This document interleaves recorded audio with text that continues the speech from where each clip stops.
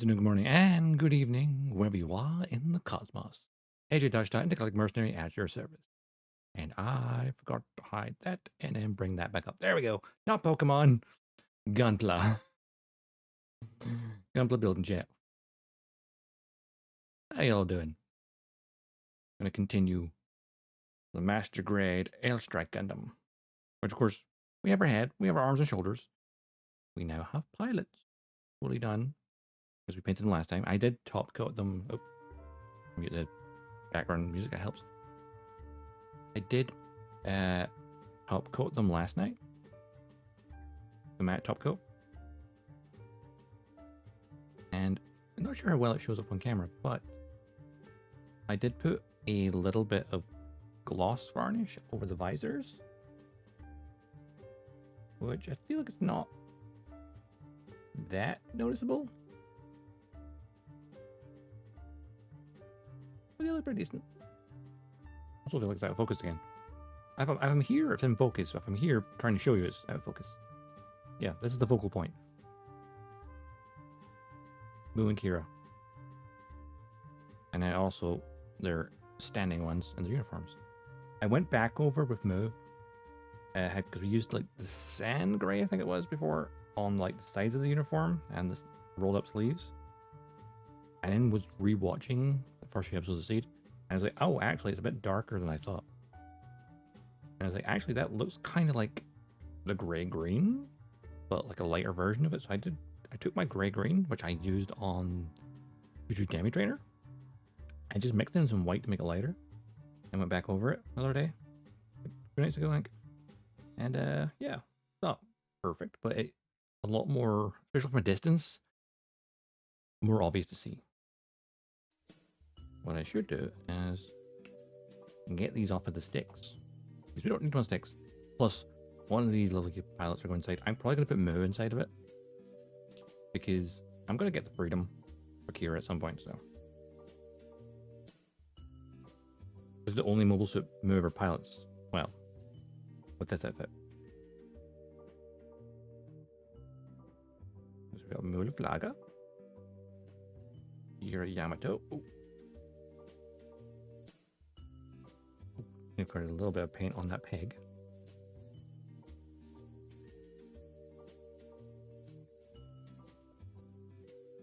I want to make sure I take care of Kira until I can put him inside of Freedom. Okay, these crocodile clips back there. And it's supposed to be easier because just on the blue tack. Oh, I say easier. Has been stuck there for like a week. Oh yeah, as we like to see.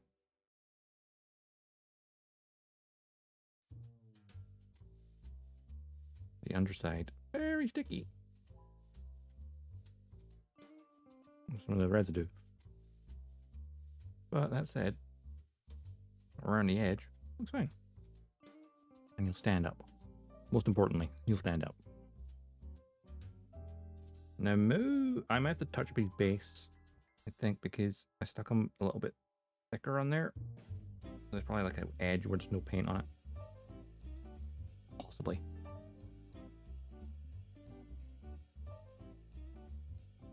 Let's find out. I'm gonna get the torso done today. Maybe the skirting armor as well.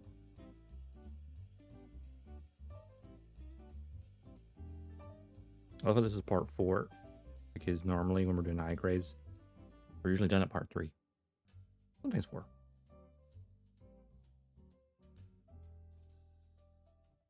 Alright, we can just sand the bottom of these, make them more flush, but yeah, there's like a tiny little bit on the edge of this I need to touch up probably, but yeah, Moo and Kira look good. They looking good. Try and get it out of the way now. No more paint required for today or for the next couple of days, I know. But Moo and Kira, the defenders, the protectors even, of the Archangel. Funny, I was looking at Hobby Link Japan earlier, and I was like, oh, okay, the 1/1700 scale Archangel is on back order right now. Would definitely like to have the model kit of the Archangel someday. All right. Okay, I'm gonna try to. Because it's a bigger manual, I have a lacking space. Shoulders. Here. Head. Here. Arms.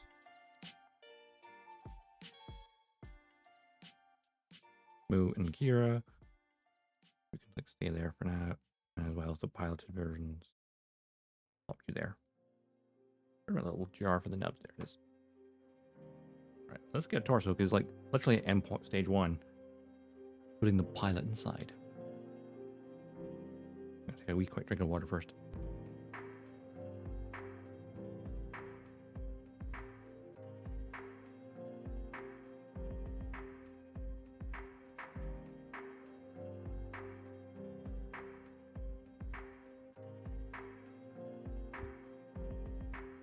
So for the torso, I apparently need runners A, D, E, H, L, M, and PC.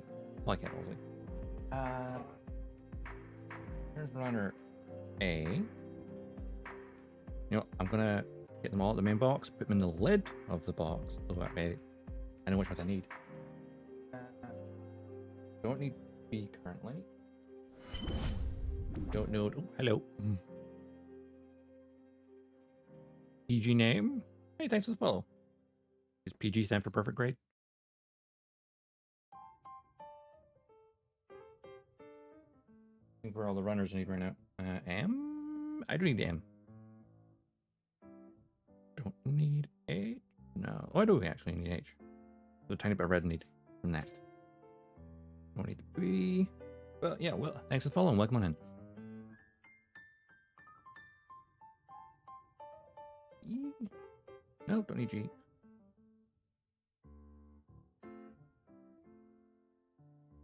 E? I do need E. Okay. It just happened. What just happened?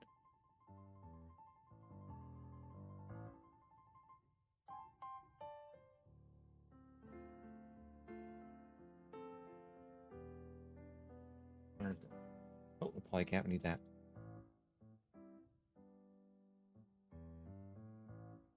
Yeah, I need this.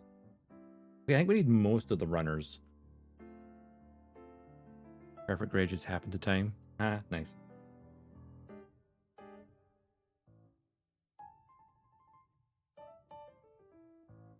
And these runners, that's the D runner, and that is the F runner, which I don't need. Okay, so the torso needs most of the runners, it would seem. So much for getting at the handful I needed. I need most of them. All right, what do I need first? M and E. Right.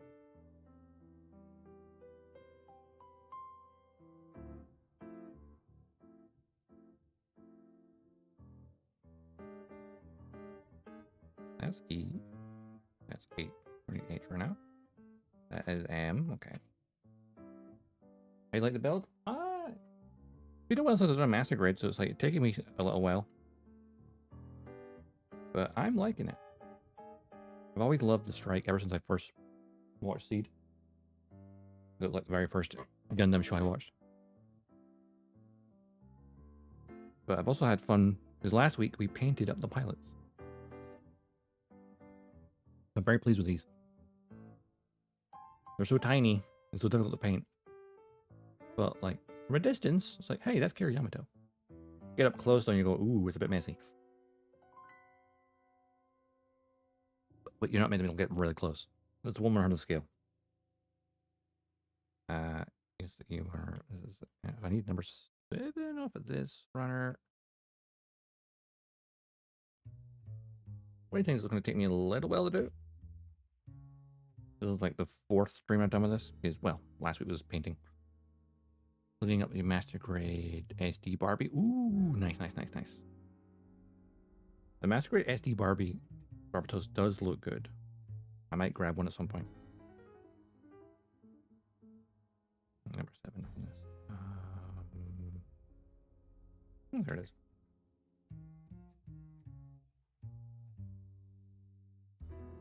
Well, there's a few things in this kit where it shows its age a little bit.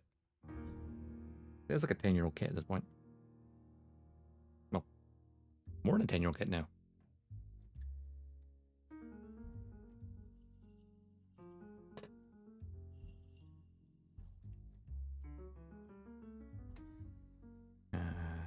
15, 16. Ah, here.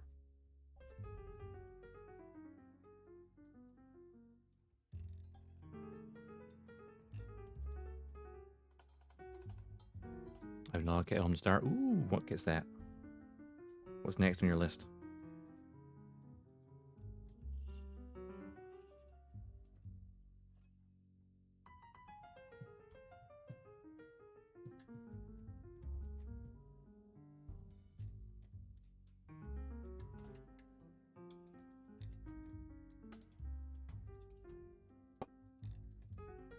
That there. Put that over to one side. Massacre to Zabi Verka. Ooh, I've seen the box for that. That looks big. It's one of those kits that I'll get at some point. Funny though, thinking of Massacre to Zabi Verka, I only remembered yesterday I have the new Gundam Verka. Massacre. I was like, oh, I forgot I had that box. Like it's sitting under my bed.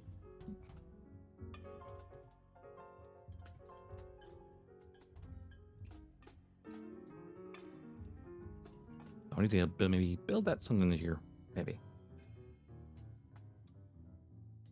But yeah, the Master Grade Zombie. Yeah, whenever I've seen it like at conventions, at stalls, or in stores, the box, it looks almost perfect grade size box.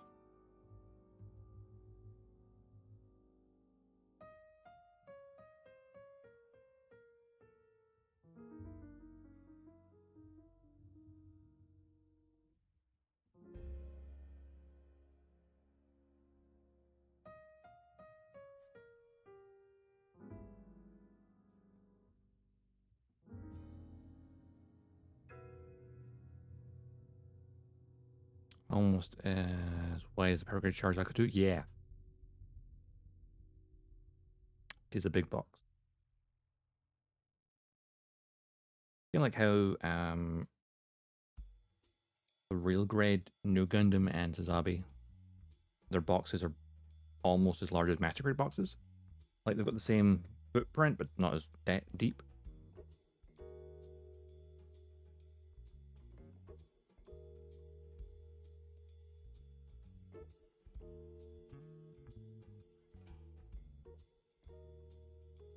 Where's my sanding sticks? Or punches?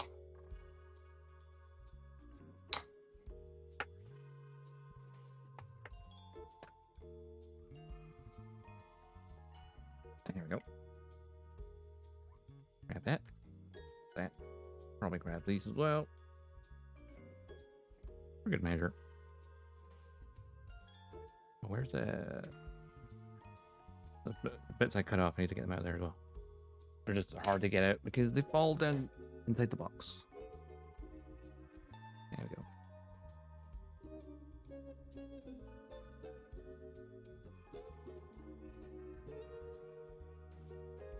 I haven't cut that one. Okay.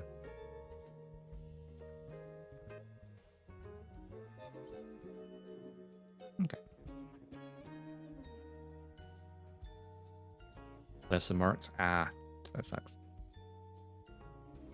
Yeah, the nub marks are can be very hit and miss. Like, there is some very faint ones in there. It really depends. Like people would say, oh, you need to have really good nippers and stuff. It's like, yeah, I mean, you could have okay nippers and just be unlucky. Like I've had good nippers, cut things and still get marks. And it's like, sometimes it's just roll the dice. Whether or not it's going to mark or not.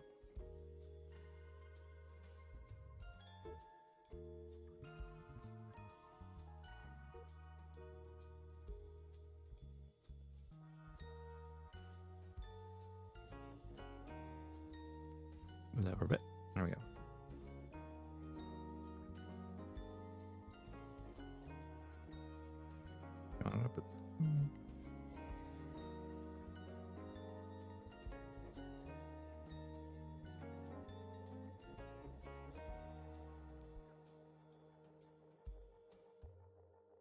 Oh yeah, especially small kids.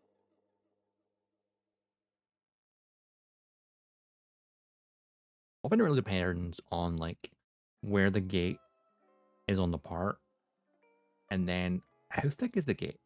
Because if it's a nice thin gate from the runner onto a piece, it will cut very smoothly. But if it's a big thick one, it's going to leave a mark regardless.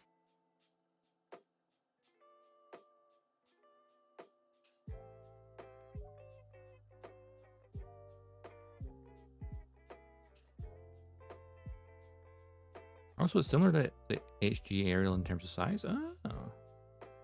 I suppose in height-wise, it'd be a lot chunkier, though.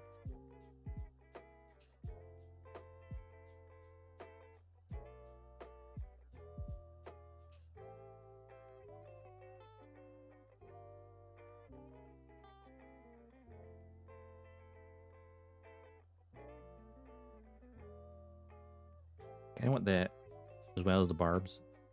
Masquerade SD Freedom. That looks cute as well.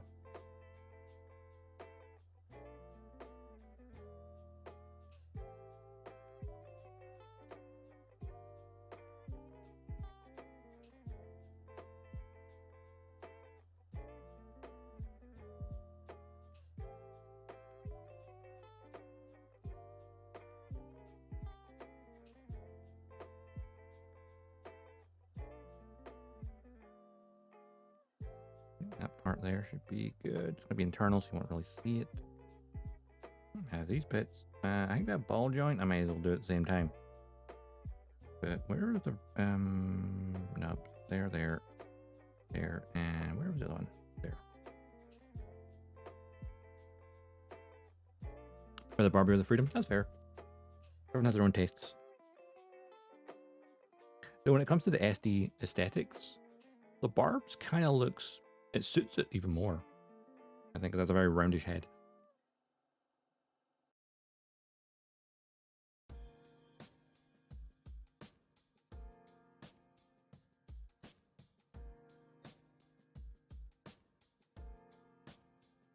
I wonder what the next Master Grade SD will be. Will it be yet another series, or will it be something else from either IB or Seed?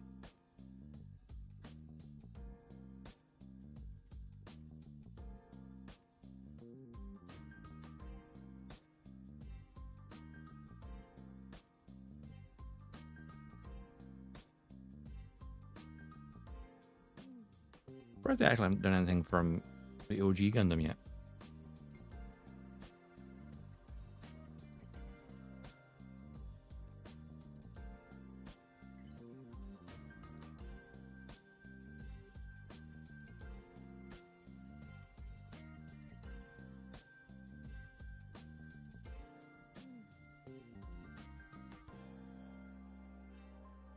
Of course, I might end up doing something from Gundam Seed Destiny since it is its 20th anniversary.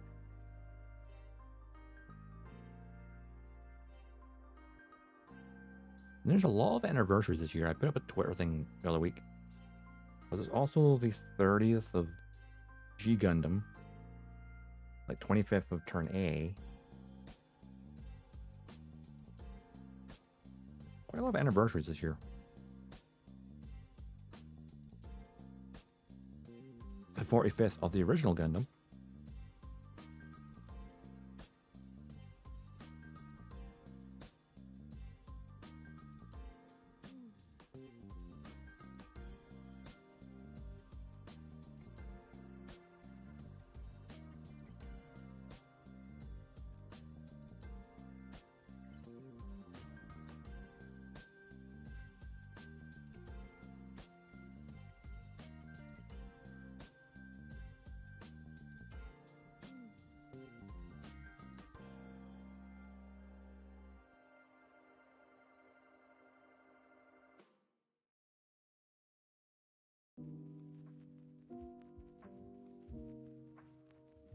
Okay.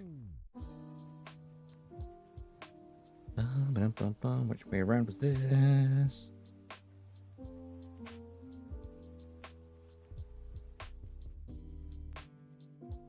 It is that a way up? Yes. Oh, really? Bad nub placement? That's not great. I feel like for every kit they do good nub placement, there's one where they do really dumb ones, and it's like, quite a different team working on that one, clearly. Like, some are like, that makes sense. Other ones you're like, why? Why would you put it there of all places? Like, ones where that's on top, it's like on raised detail areas, I'm like, I hate that so much. Or it's on the like a flat piece in between raised detail, and it's like,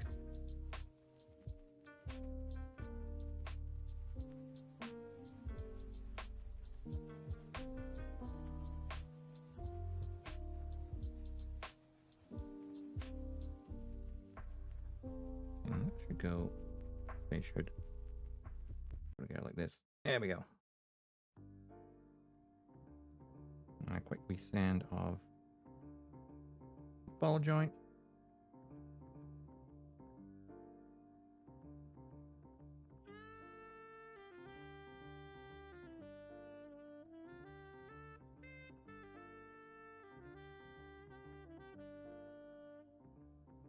What's the worst nub placement then?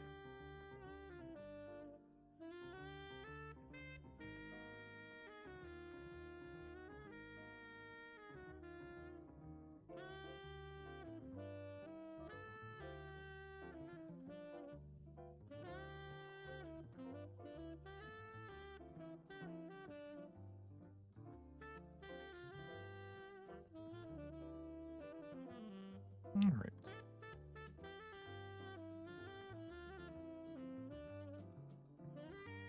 As good as that's gonna get. That bit there. Up next, we need number E6, and then a pilot. Runner was this one? No, it's him. That's E. Number 6. That's a big part. So here's me considering painting the pilot chair, but the pilot chair is molded inside of there. You could, in theory, paint like the cushions and stuff, but that'd be a really difficult challenge.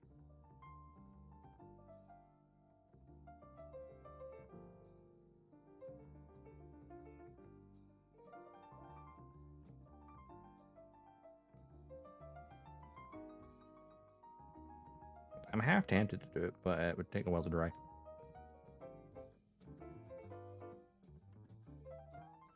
Like, there's the pilot chair right in there. It'll be very dark. It would be nice to paint it, but unlike, because I've done the Master Unicorn, I painted the chair on that because it's like multiple pieces. And then you build the cockpit around it, but this one's because that's one big piece. I wish the chair was separate, because then I would totally attempt to paint it. That said, I could at least panel line inside of this. You know, the shoulder panels on the top. Yeah, the one mark on the side curve. Ooh, yeah, that's a bad placement. I feel like whenever we had like a really bad nub placement, I get the feeling they got to a point and gone, we tried, we can't put it anywhere else.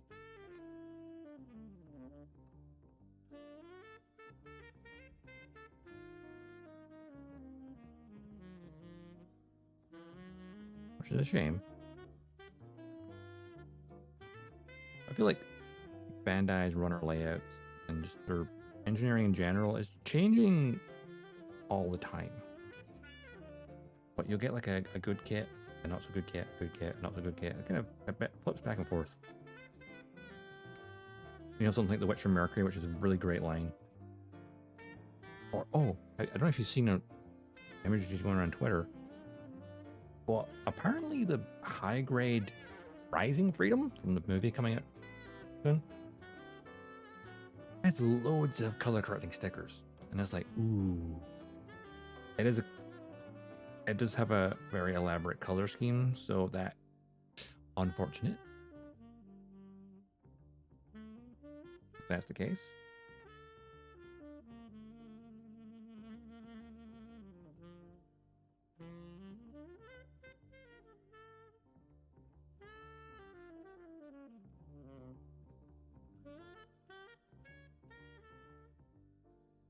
that being said, stickers aren't the end of the world. It's just disappointing.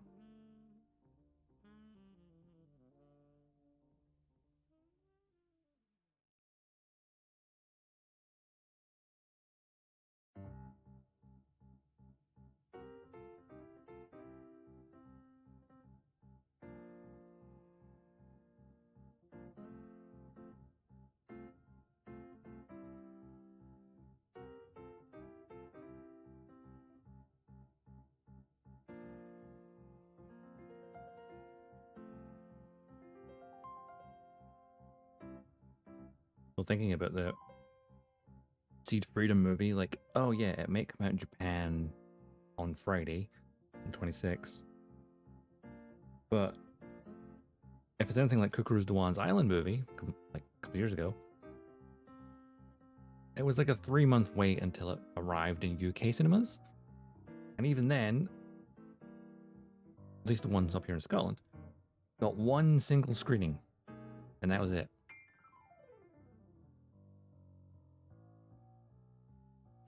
And I missed it because I didn't know about it until it was too late.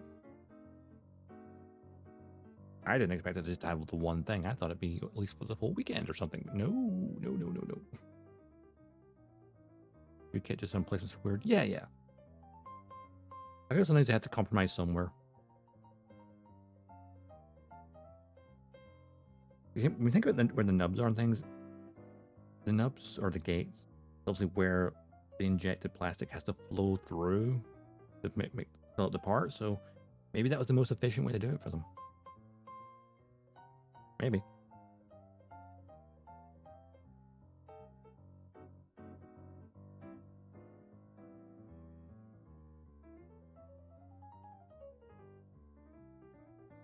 Still a shame.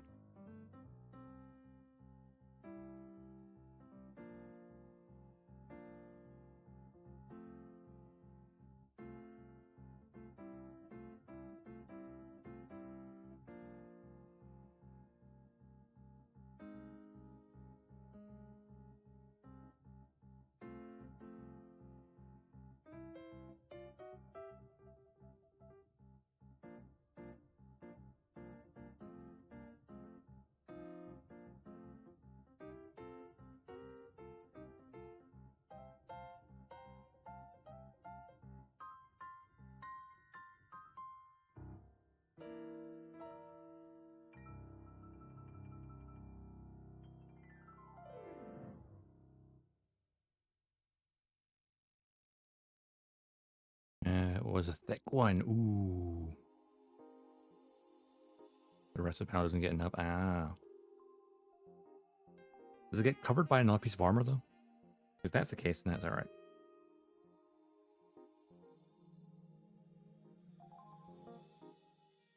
If it's the red bits in the shoulders, right?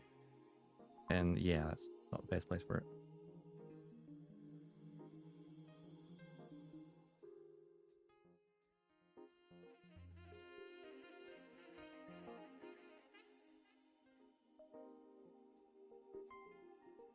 Nope, not the red part. Oh. Or not covered by armor. The thing is, I keep asking more than one question. Oh, the white shoulder. Ah, okay. Ah, so it's not covered by anything. That is unfortunate. At least it's a white part, though, so the stress mark will be less visible compared to, like, on something like this, it's dark. The temptation to paint that seat. But also knowing I don't have the delicacy to, like, if this seat was separate, I would definitely paint it. But since it's not, it's a shame. I'm going to panel line it though, actually. That way at least has some depth to it. So paneling in here.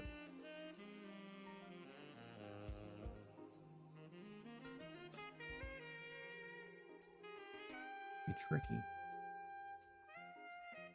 It would be smarter to just put a wash in there or something. But hey, this will do.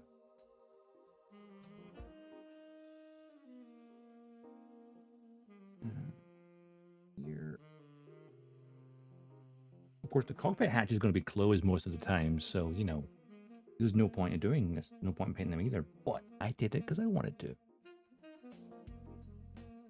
I think it's fun. And it gives me options.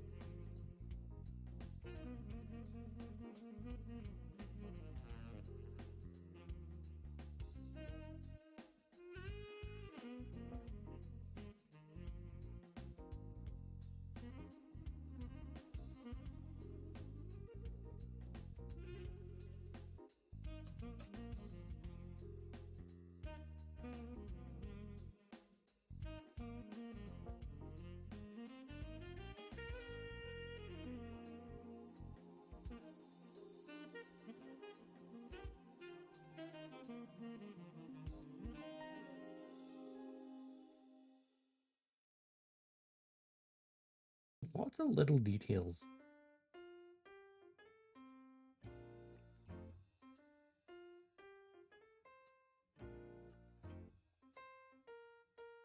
Right, this is one piece is kind of shocking. And kind of impressive as well.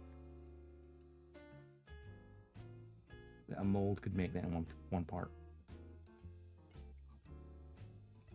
It's not too complicated, I guess. In the grand scheme of things. I mean, you got a tiny bit of paneling there. Not too bad.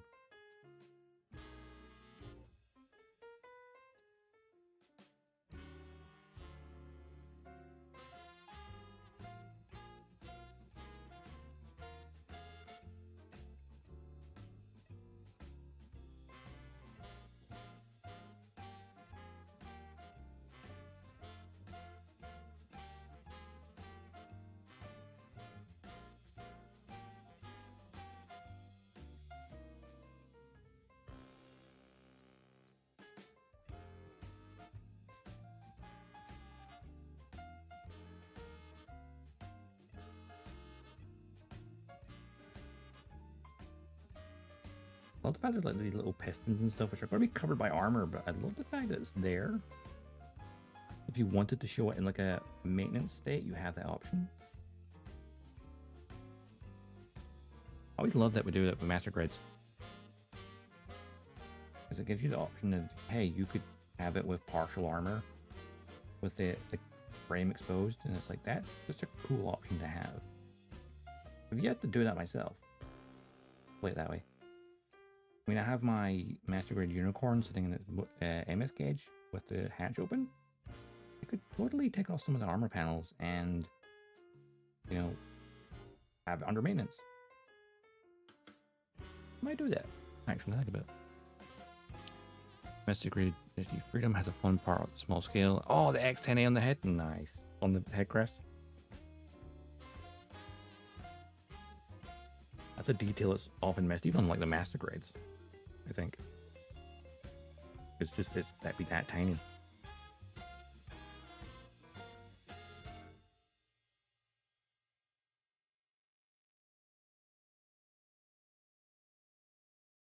I wonder if they'll do a Master Grade SD justice to go with it.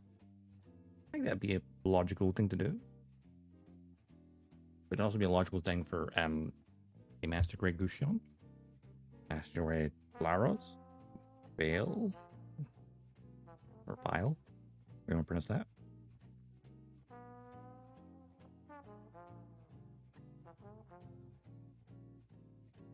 Master Grade kits have been, as people say, in a drought last recent years. At least in terms of standard releases.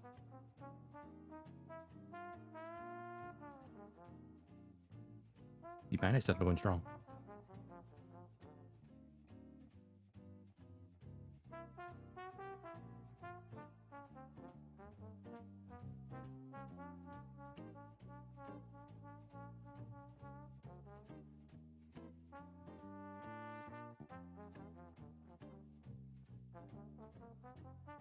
Okay, I think I've got enough of the panels inside that cockpit area. And I am content with it.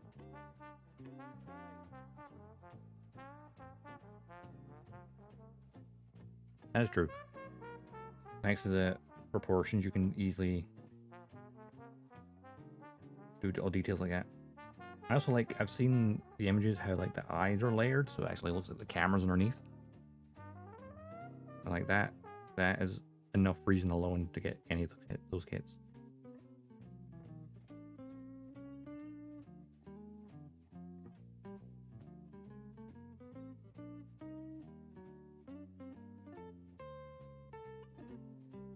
Thinking of like camera eyes, the upcoming Master Grade Narrative Verka, that has 3D stickers.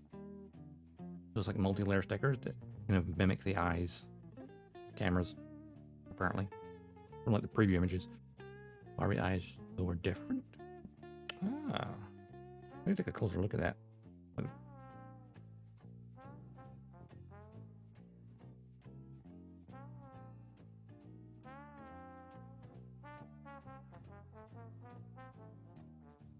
I love that I'm just panel lining internal parts that are probably never going to be seen ever again. Slighted in eyes from front part. Oh, that's cool.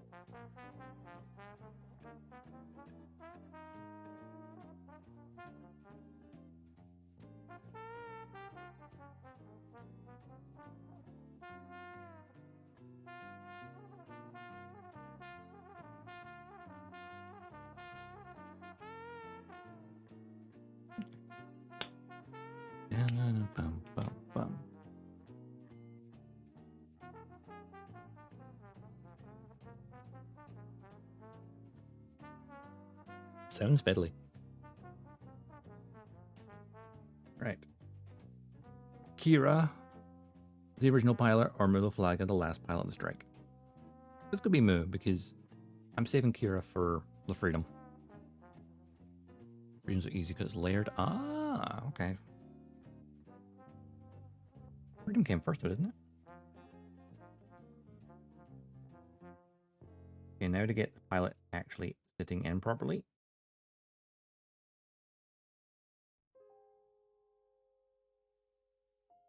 That'll be a challenge of itself. I don't want to like hit it with my nail and break something.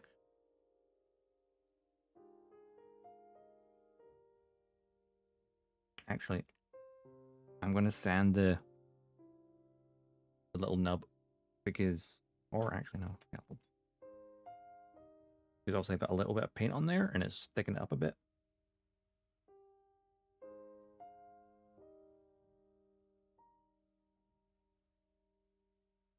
Need to get a bit of that off.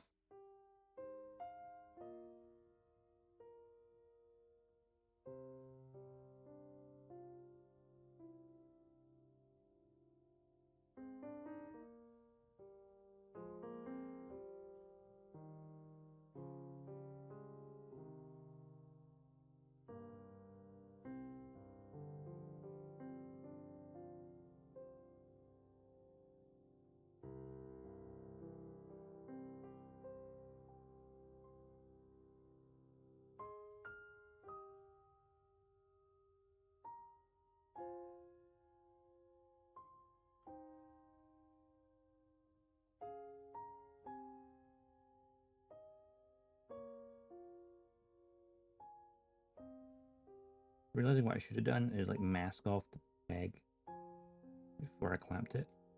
I was just grabbing onto it. That might not have this issue. That should be enough, I think. Should help a bit.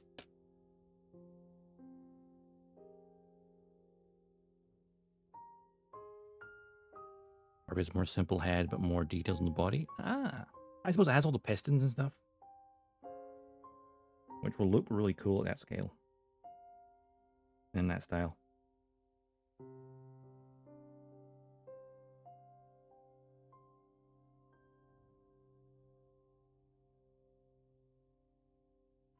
You know, at least when I get around to doing a Master Grade Freedom, I won't have to paint the pilot because I already have one. And I would assume it's the exact same pilot mold. I'd assume. Is why do a different mold for the same character?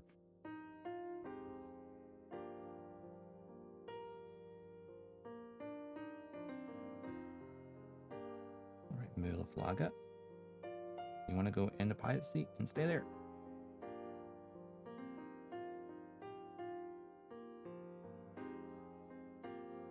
Yep, he's in. Yeah, like shame I couldn't paint the seat, but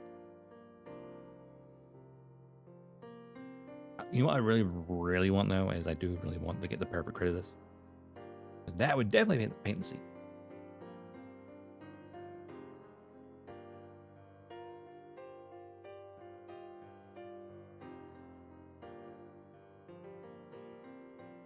Barbie head parts can be taken off and 4 parts, leaving gray head. Oh yeah, because you have the inner frame. Nice.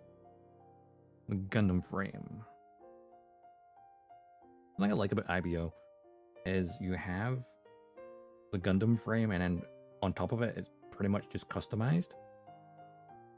They all like share the same base mechanics.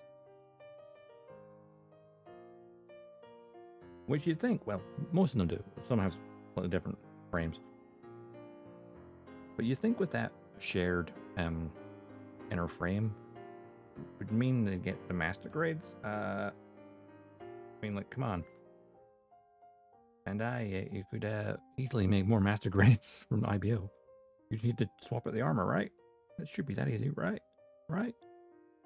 It probably isn't as easy as I think it is. Well, this is a really tight packing joint. Is it going in all the way?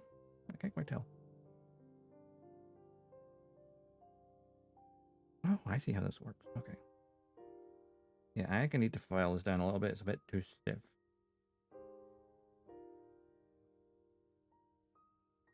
Master grade Barbie expansion set eventually. Ooh, maybe. Oh yeah, for like the other forms. That would be great. See.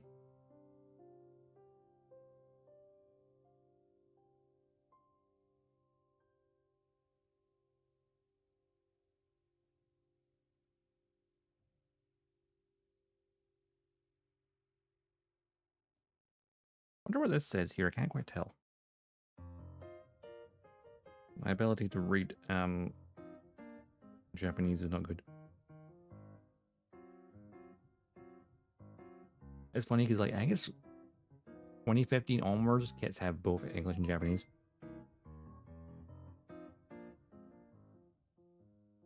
Let's help my phone for a minute. Camera. What does it say? Snap. Well, I can figure that one out. The other word. Flaga Kiri Yamato. Choose your pilot. Okay. I thought it meant.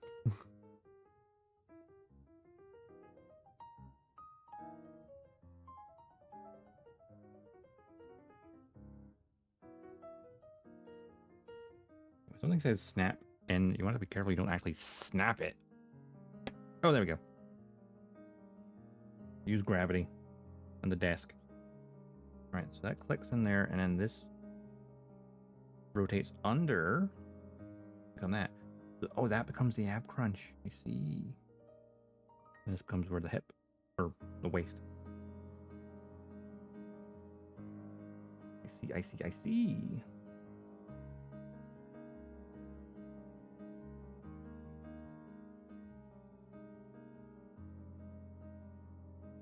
Right, what do I need now? I need the E-runner for a bunch of parts. E-runner, there you are. So we need number 3 for the neck. Hey, Shellis, how you doing? I'm good. Having a nice Gundam day. How's you? Oh, what are you saying there? Sorry, missed that. EG. Barbie shoulders could be swapped out easily as well. Yeah. Peg that connects the armor. Ah.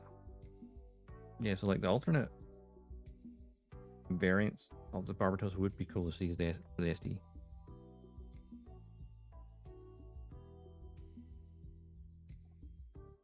What do I need? I need number 16 times 2 and then 12 and 13. There's number 16.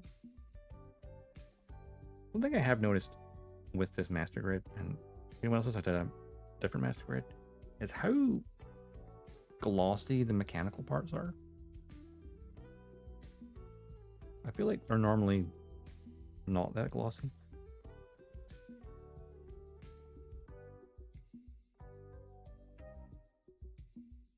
I suppose it makes it feel like metal, I guess. That's the thing with Bandai, you can never tell.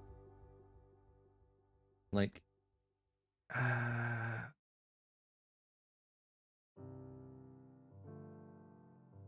because like people will see something like this, so like this Gundam Seed X frame.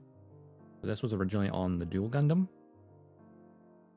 which came out in 2012. Yep, 2012 on the runner. It was the first of the remaster. Master grades, and then of course the Strike came a year later, along with the Blitz, the Buster, the Aegis. So they all share these runners, and yet, so when they made a master grade Barbatos, people were like, "Oh, sweet! They now have the frame. They'll probably soon bring out like a Guxion and a Bale and a Kamaris Vidar." I would say the Flauros is probably a bit more complicated because of transformation. And like, but they still haven't done that. Oh, Sheila, you building the gen? Oh, the Master Grade gen? I need to get that. Actually, a Master Grade gen's another example of like, I'm pretty sure I remember seeing from a review, it has the runners on the inner frame. I believe it says Zaft on them. Doesn't say Gen, it just says Zaft. And it's like, okay, the Gen and the, oh, what is it? What was the Le Crusade's commander variant? Forgot the name of it. But you know what I mean. There is like the variants based off of the Jin.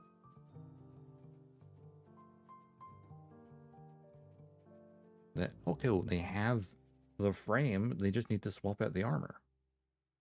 And so far, all we've got is a variant of the Jin that's from the Eclipse manga, I believe. Which is P Bandai, naturally. That's number 12, that's this side. That being said, that was it a Jin Gladiator from Eclipse manga, and it does look pretty badass with those swords in the backpack, so you know, that's cool. Same can be said for like the Zaku Warrior. At least that one they did make variants. You got the Zaku Warrior from Maria's, the standard issue one, the one with the different wizard backpacks, and all our variants and stuff. But it's like, okay, it still doesn't have. You still use the same inner frame to make the goof ignition as well. Each frame own issues. Yeah. It gives them a starting point. Where they could reuse at least. I'm assuming each frame has its own issues.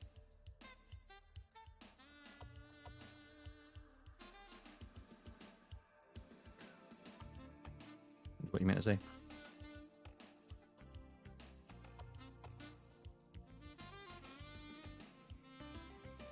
It was very difficult to predict what Bandai will do.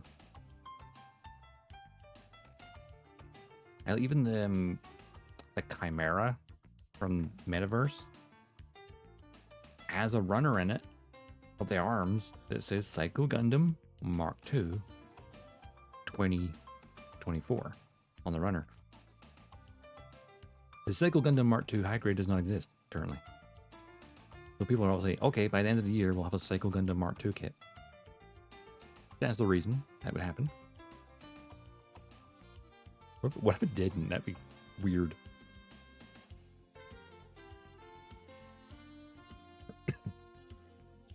Like, hey, we have this runner from this kit that didn't exist.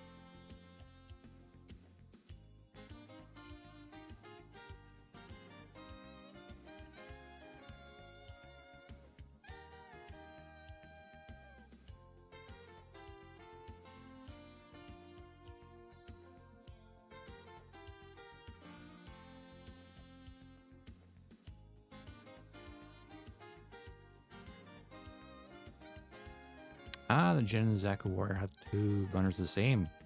D&D. I'm guessing that's probably like the Zaft banded runners, I guess.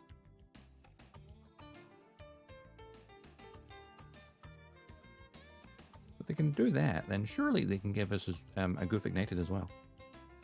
And being the 20th anniversary of Gundam Seed Destiny, now is the perfect time to have a Massacre Goof Ignited.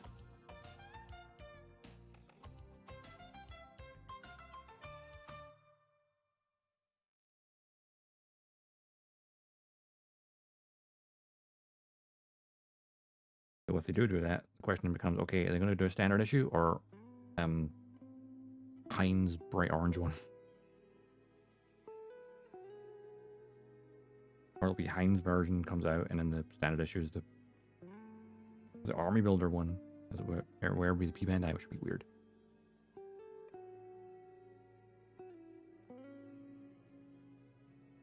IBO kit with the arms from a new kit. Huh? Oh yeah, the Chimera. Yeah, the Chimera, it's like the IBO transport shuttle thing that transported the Barbados one time. Then it's combined with the Psycho Gundam Mark II's arms, which isn't currently even a kit. And then it's the Raphael Gundam from Awakening of the Trailblazer movie. And then, of course, all the new parts on top of that. Hence, the name Chimera is very appropriate.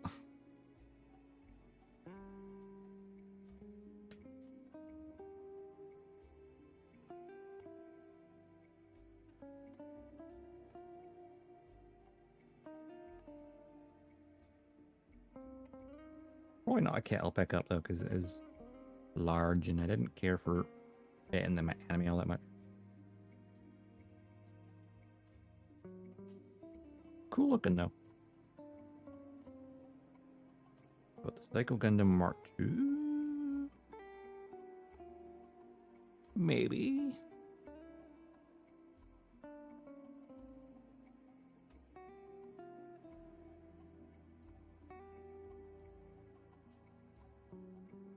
That will slot into there.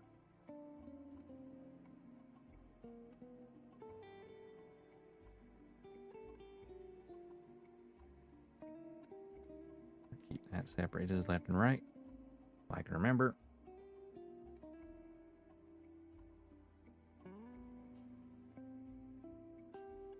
Even though I said left and right, it's technically the opposite on the suit.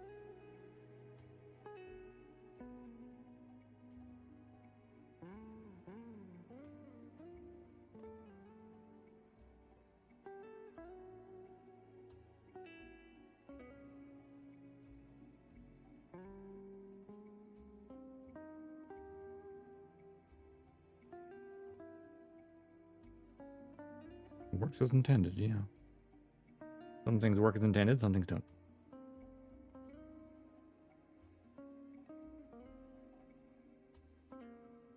Considering the technology that Bandai's been putting into their stuff, I'm always excited to see what they bring out next. Even if it's something I won't build for a long time. So, yeah, oh. When it comes to like really large kits, you know, like Psycho Gundam Mark II, which doesn't exist yet, obviously. The High Grade Destroy Gundam from Seed Destiny. Yeah.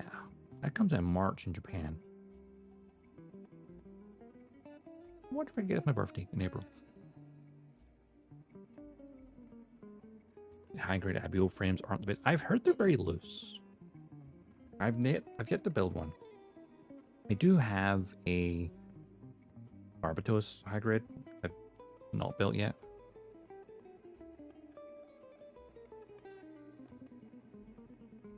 Or you can just pop a little bit of varnish or something on a joint and it'll thicken up a little bit. You get floppy.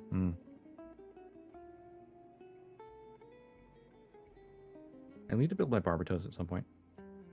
Probably this year. So I can kind of like see what it's like. Plus I have like at least 2 custom ideas for it. One's a simple paint scheme, and the one a bit of a kit bash.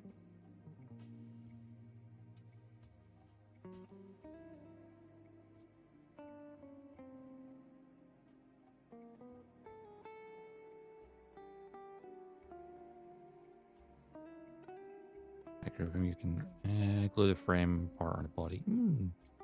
Could do that. Most people say if you just want it thick, if you just like get a bit of varnish, put it around the peg of a joint, let it dry, and then that thickens it just a tiny, like a millimeter. Hell, even less than a millimeter.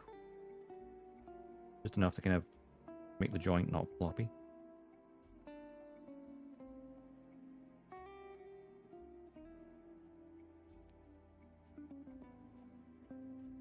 Of course, on a lot of newer kits now, you have like no poly caps. And like, now you have C-clips, and now people complain about the C-clips because, oh no, they break. It's like, I've never broken one. Well, no, that's that inaccurate. The only time I broke one was a tiny one on the handle of my Railgrade Strike beam rifle because I put it in backwards and then tried to take it off and it snapped. But that thing was 2 millimeters thick, so yeah, very delicate. The tennis split apart. Ooh, how good.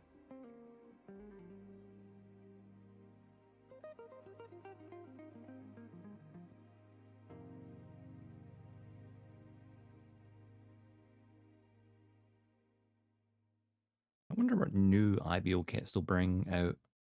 Probably not. I don't expect anything this year, but I could expect them bringing out a bunch of IBO stuff next year, because next year would mark 10 years since the anime came out.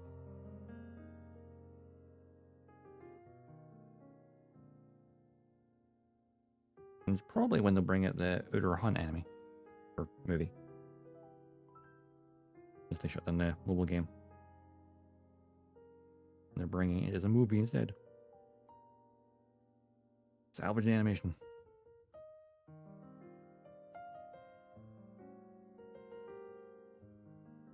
And this part is a little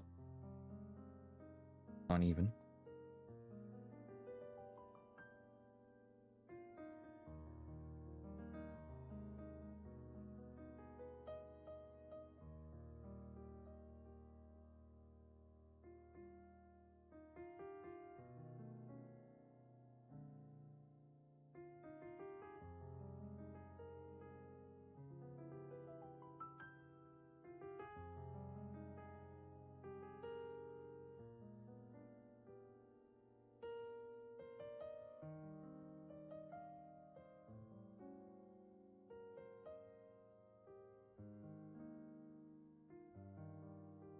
Never came in the US, so we don't know the game. Oh yeah, the Outer Hunt. It never came out in Japan at all. I wonder why it failed.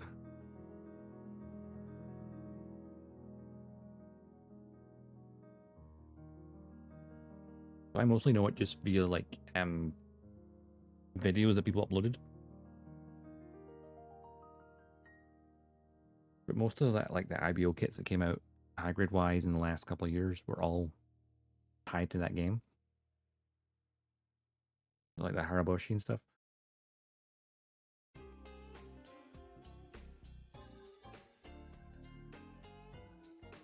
At least UC Engage has a Western release. I don't care for gacha mobile games, so I won't play it. Probably.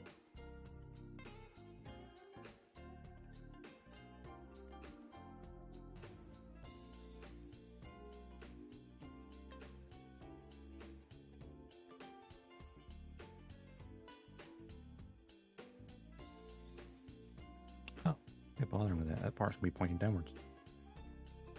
If that part is. Wait, what? Pointing inwards. Okay. Confusing myself.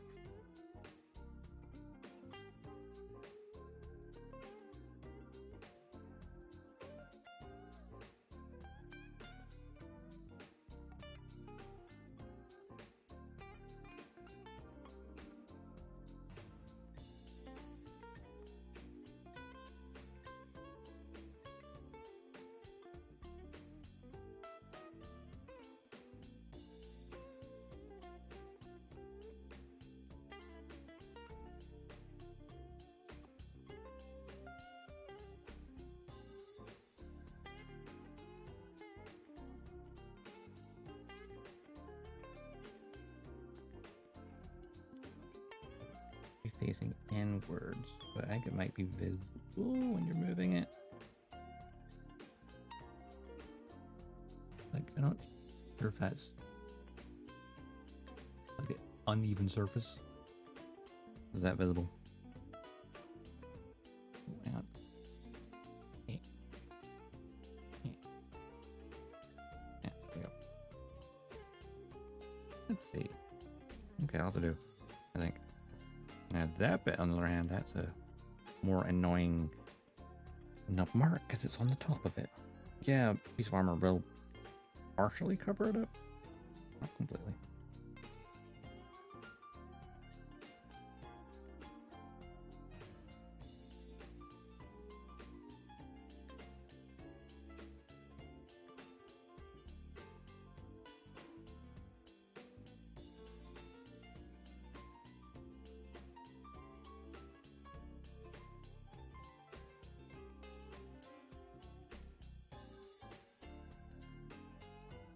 Question is, how long will it take me to build a torso? Longer than it should.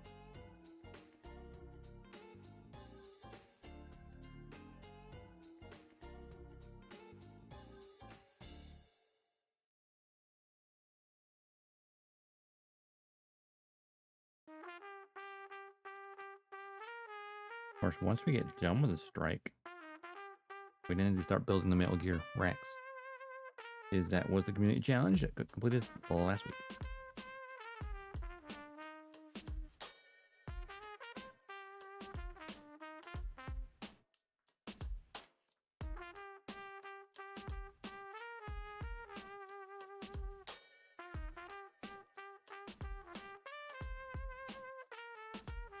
The strike might take a while longer. Oops. I didn't drop that.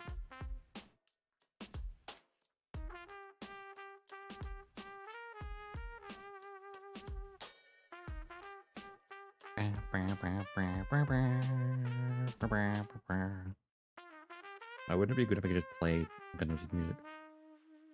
But I don't want to get in trouble. So we have the licensed music that we pay for from Pretzel Rocks. Plus jazz is nice and, you know, chill. Okay. That part looks fine.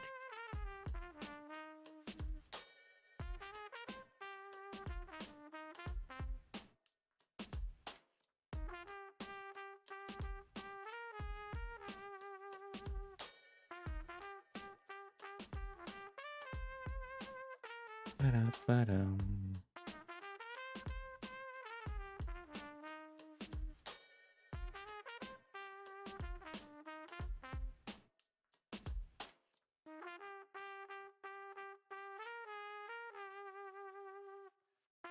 My camera focus. It looks better focus actually.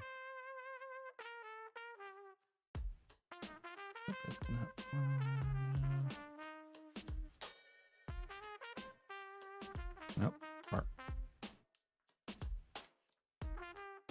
Not focus. Up too far.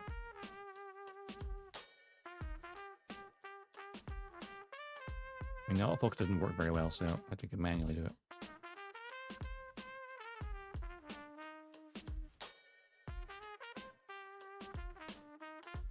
I think that's focused. Yeah. But it's a slight angle, so that's probably affecting it. So like, maybe this is focused, but this is not focused. It's not just pointing straight down. Once I get an arm for the camera, that'd be helpful. Then I need a place to actually clamp it to, so yeah. One step at a time, as they say. One step at a time.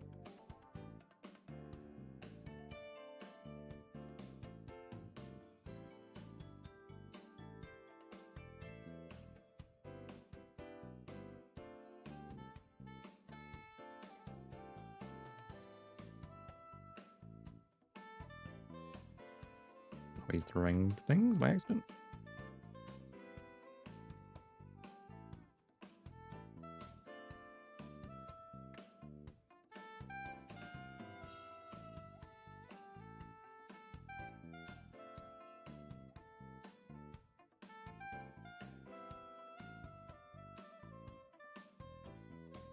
that's that way, and then this goes in like so.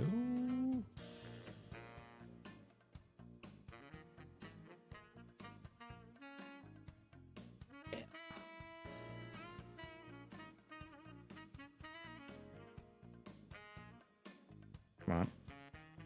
I need to sand this part.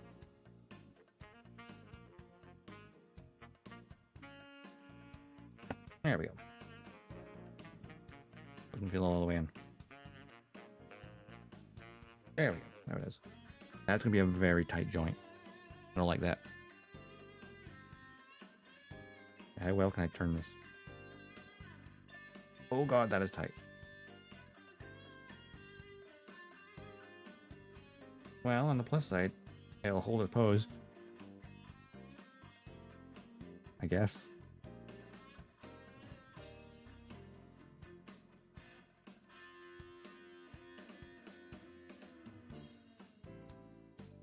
Oh, god damn it.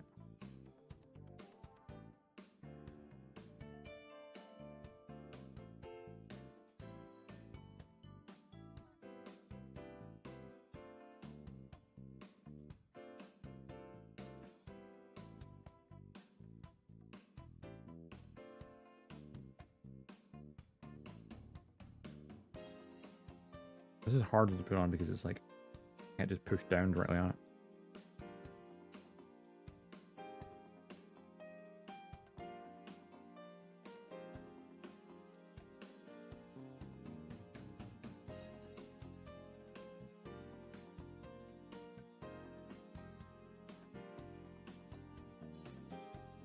Yeah, that's too tight.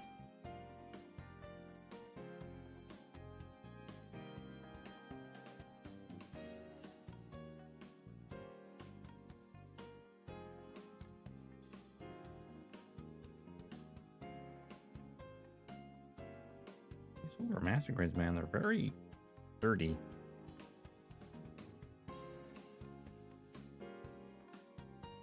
I guess I've not typically built a modern master grid.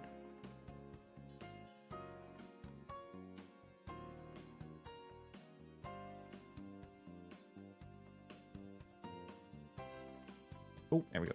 I got it.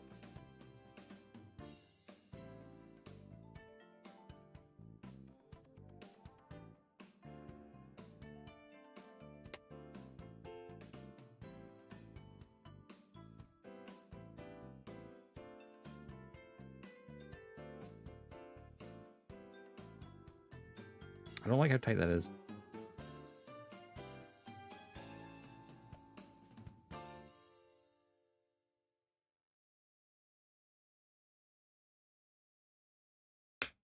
I don't like how tight that is.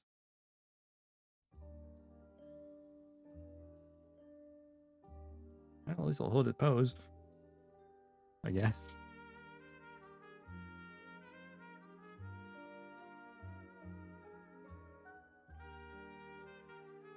The tightest joints I've had so far, but I guess the shoulder is holding all the weapon, or all the weight in the arms, so I guess it needs to be pure. I guess I'm used to just high grades, where it's like a little more loose. Well, not loose, but not rock solid either, so.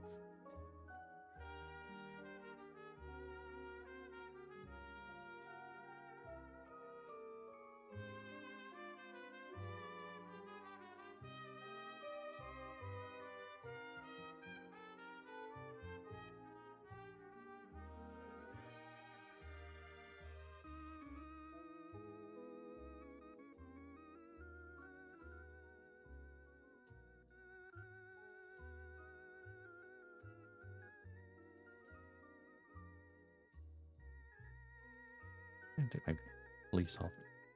Too warm here. Hang on, we'll Jarrett for a second.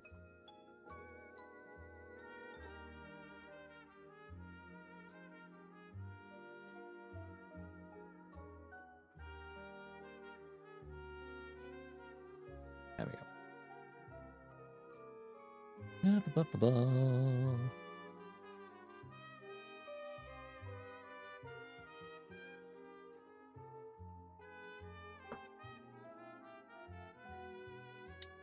was doing. Yes, this part. Shoulder joints.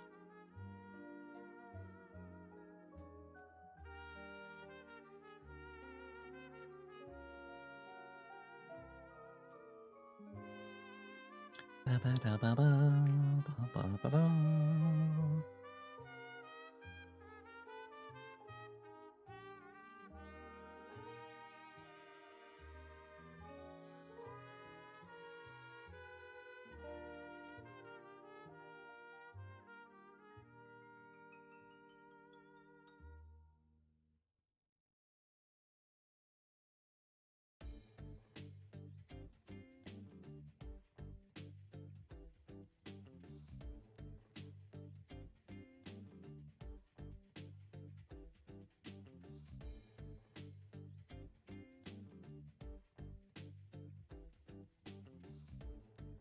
Zoned out.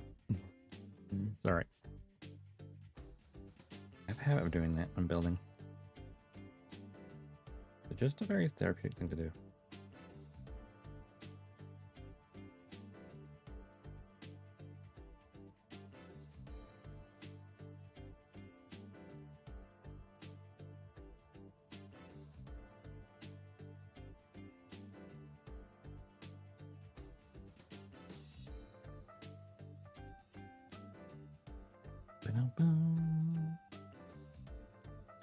That cut fairly cleanly. Nice.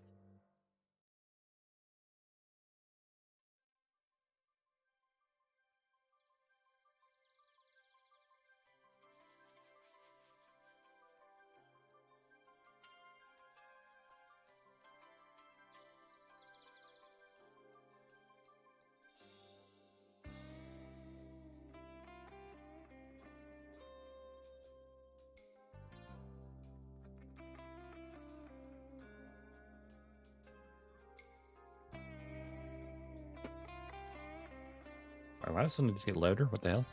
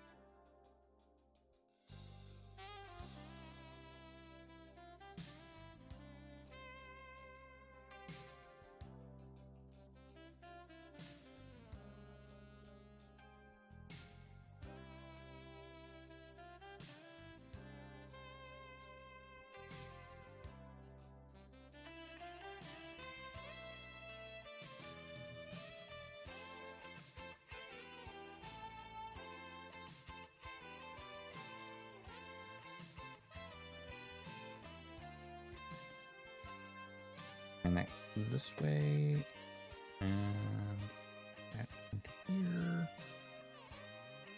I'm gonna sand this a little bit.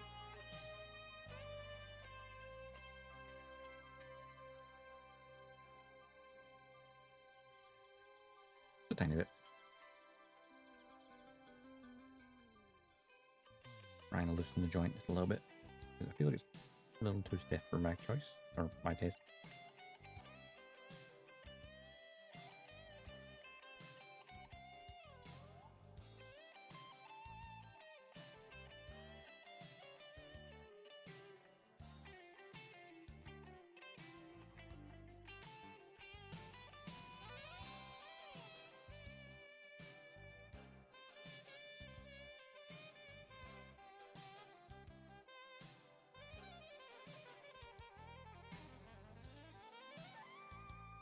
Ah, there you go. That is a very stiff shoulder joint. Kind of frustrating. Now to get it on this one, but that one was not easy. This one's gonna be just as annoying.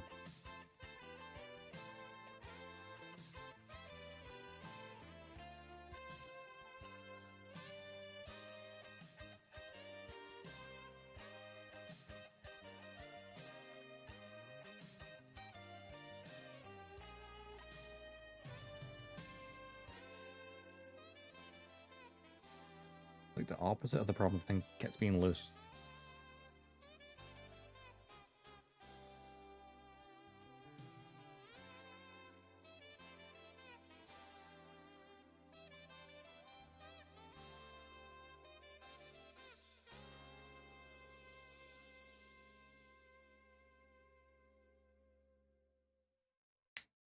Oh, that went on almost too well. Oh wait, that's just halfway on? Wait.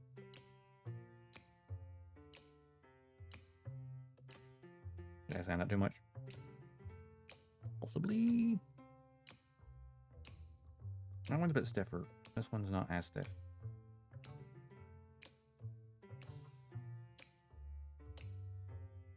Okay. I suppose the more you do it, the more it'll loosen up. So. Okay. Oi, oi, oi, oi, oi. Next. Armor to cover up the top of it.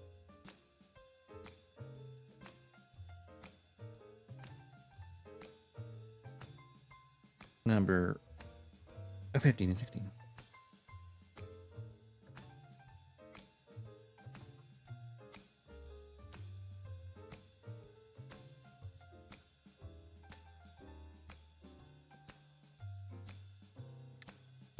Is right side, 16 is the left side. Or my left and right, but the left and right of the hole, so it's the opposite direction.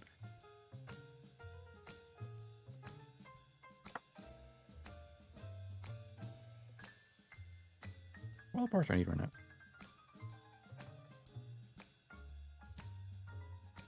I'll just get this first. And then worry about the rest. That cut nice and cleanly. Love to see it.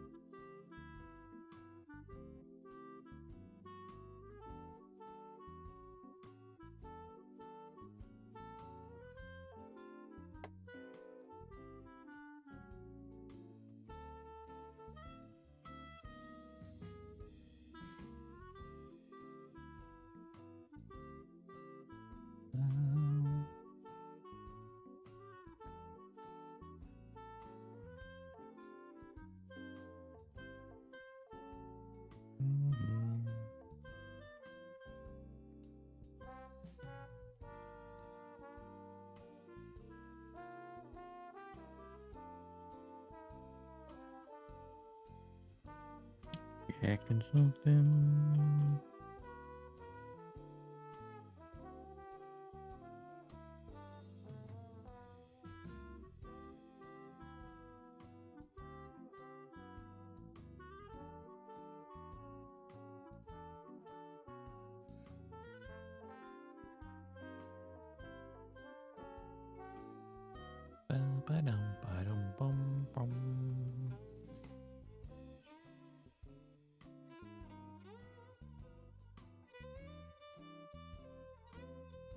Okay, all good.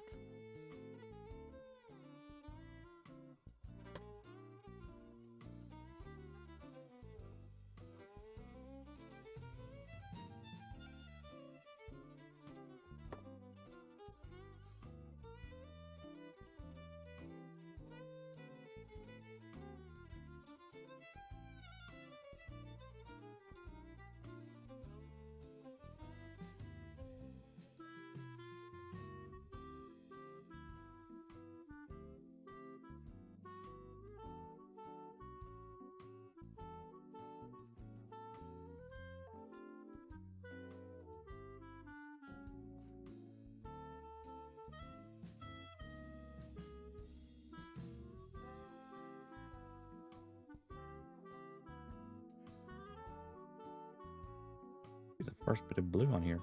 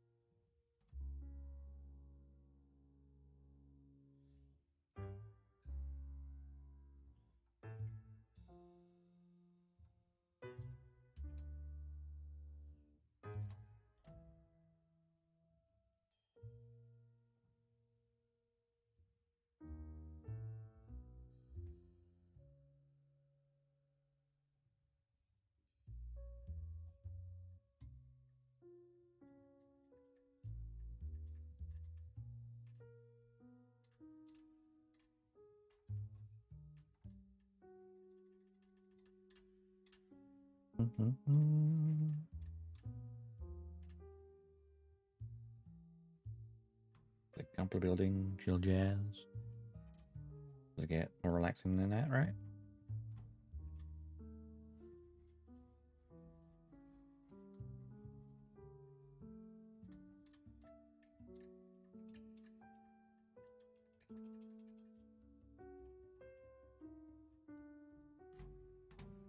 Orientation is going anyway.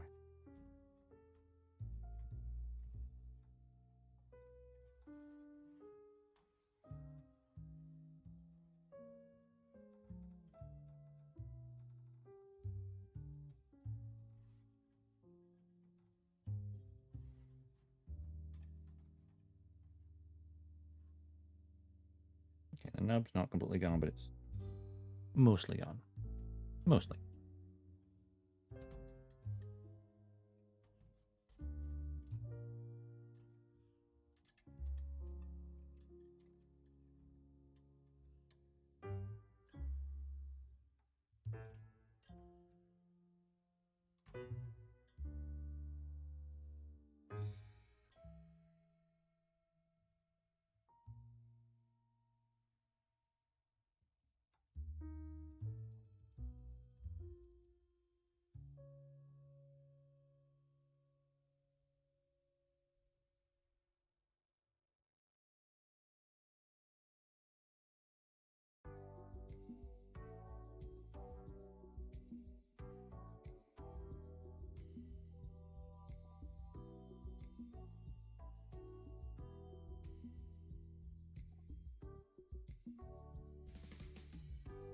Alright, good to go, I think.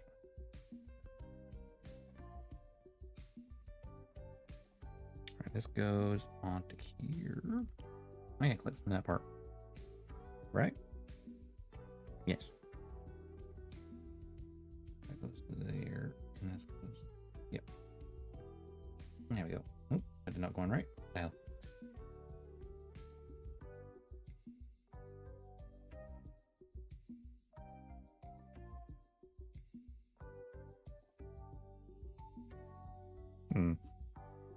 Hey, Urban, how's it going?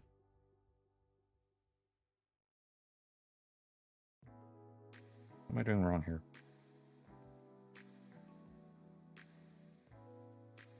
It definitely goes in between these parts.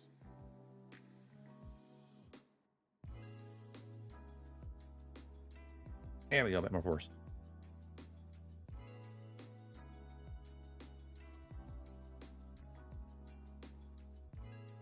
There we go. Now it's on there properly. Right, other side.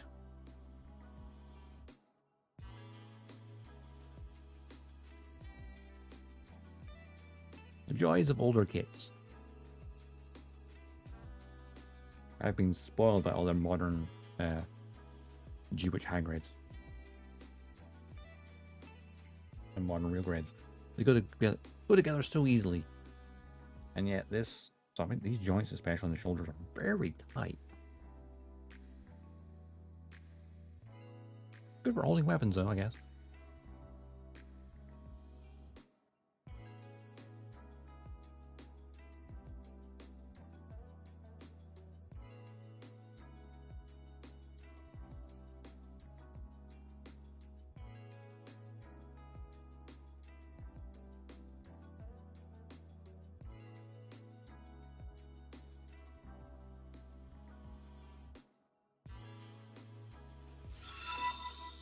Oh. Oh. The preemptive hay before the raid. How you doing? Welcome, welcome, welcome. Hey, Urban. Thank you so much for the raid. Highly appreciate it. Welcome on in, everyone. AJ Dodgestar, Intergalactic Mercenary, at your service. On this channel, you'll find a combination of gunpla building and sci-fi games. Yeah. Thanks for the raid, Urban. What were you up to? Oop, wrong thing. Shut out.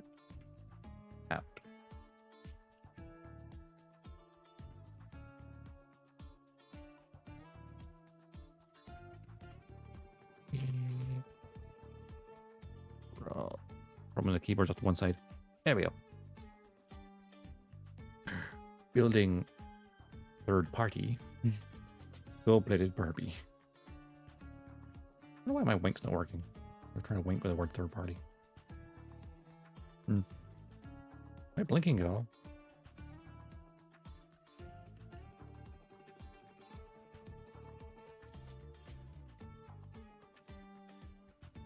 Yeah.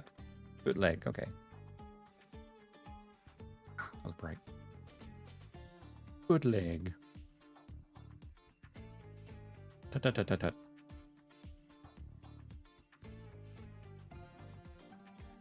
How was the quality? Was it bad? Or good?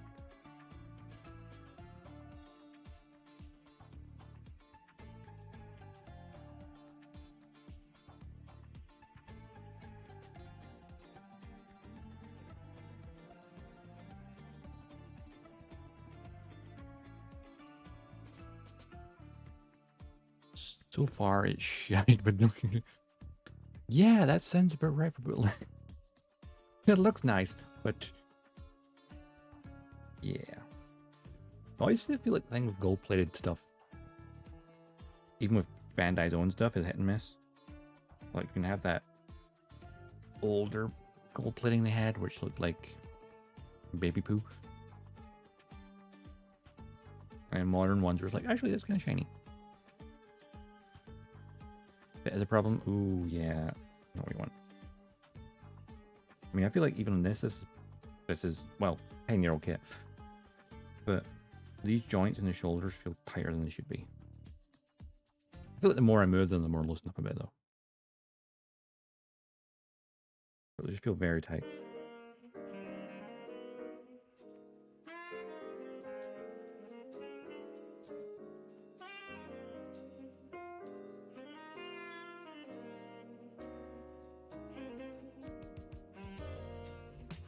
$10?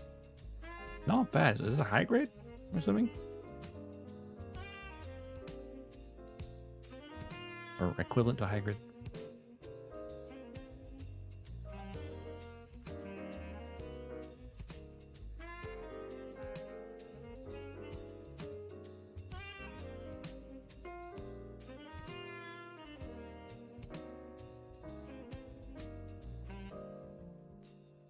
High grade, yeah. Also, the MG Strike was a 4th MG built. This is my 3rd MG. My first one was the RX-78 version 3.0. The second one was the Unicorn HD version, which came with the mobile suit cage, and it was my 3rd one.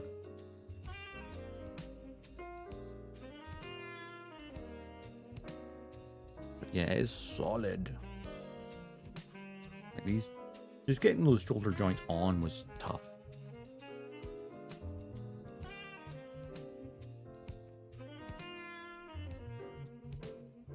At least you know that won't, be floppy.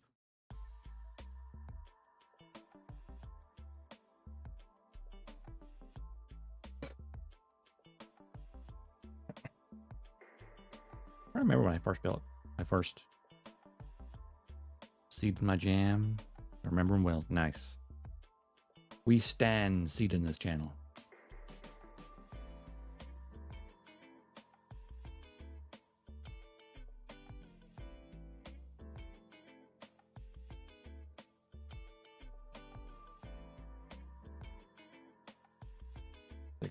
We all love Gundam Seed here. Anyone who doesn't will get banned. I'm kidding, obviously.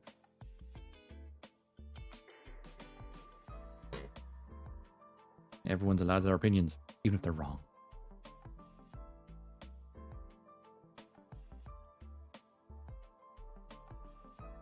Gundam Seed was my very first Gundam show, so it has a very special place in my heart.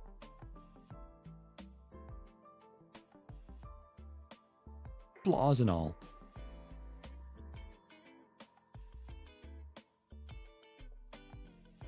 You built a head, body, arms, and one leg? Nice. Wait, have you built that all in the time that I've been building one torso?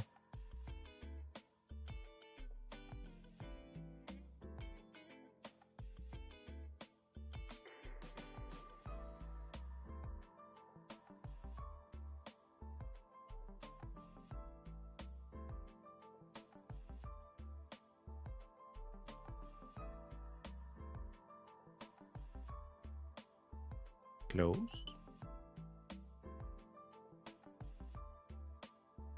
On for a bit. Ah.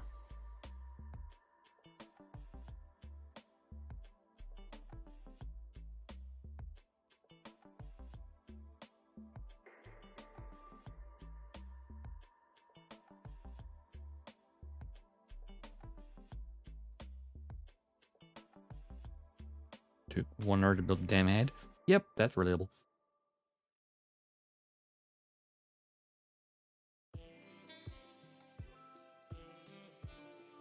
I mean, if I break down like the streams I've built with this, I did the head and the arms, internal frame with the upper armor piece in the first stream. Second stream, I primed the pilot figures, finished off the arms, did the shoulders. Third stream was painting all the pilots. And then the fourth stream is just this bit here so far.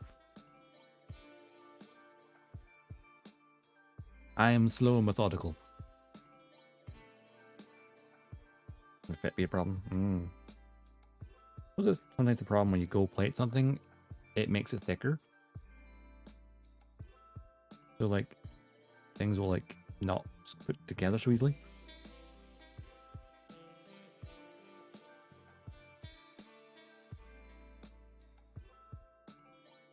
How perfect the colors are.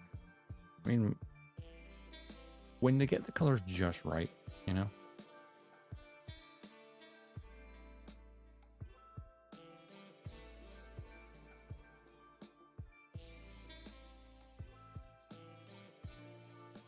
So thinking about, I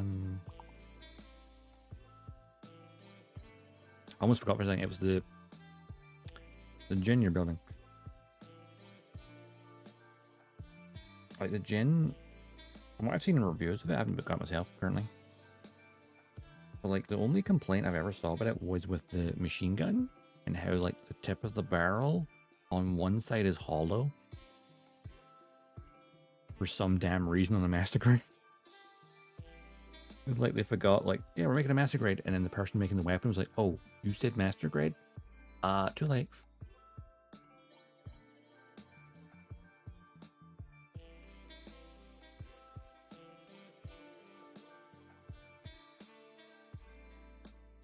I'm painting the shade out of it.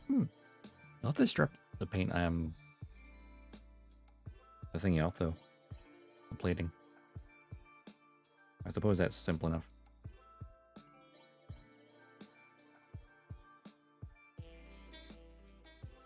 What I always find funny is when some people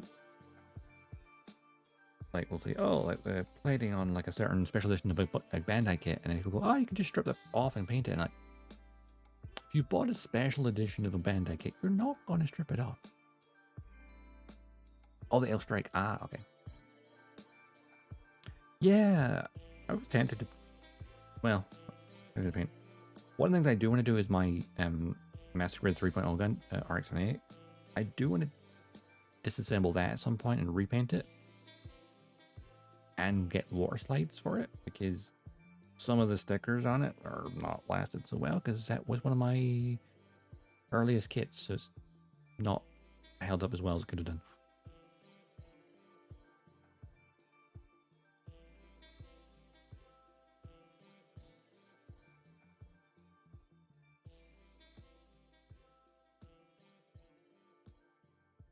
we go. Put that on there. A little bit of blue in the shoulders. What's next? I'm going to look at all these 4 parts now. L runner, M runner, D runner, H runner.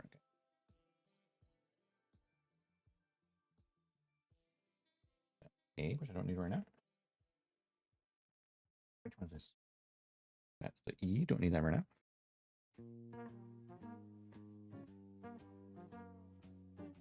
M runner. Here we go. Number 13. Jumps over Zaku because he's taller. Oh, is the Jin taller than Zaku? Or is it just because it's slimmer looking? Because, you know, the Zaku warrior is junker. I need to get a Zaku warrior and a Jin. I was looking on Gundam Mad the other day, and I did notice that they do have... I don't have Lunamaria's Zaku warrior. Well, they have the clear version of it, which is interesting enough. I see no one's buying because no one was clear. You can always paint it, I guess. Well, I was also noticing they have the P Bandai Zaku warrior with the Slash Wizard pack. Not the Slash Wizard pack, it's one of the Wizard packs. The standard issue one. And it's like, it's P Bandai though. Tempting. It's just to have a Zaku warrior. Or Zaku Phantom. Warrior Phantom? I forget. There's many variants. That was from the M right now. It is.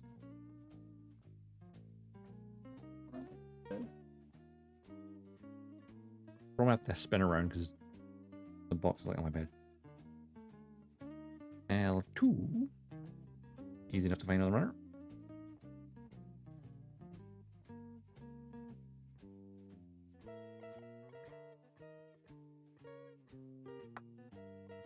Just while I'm holding the L runner, I do love they have the optional parts here. So if you want to have the perfect strike, it has the parts to modify the backpack. You can have all the extra energy packs. Just need to get my hands on the launcher and the sword striker pack, which are unfortunately a P Bandai set. Currently not available.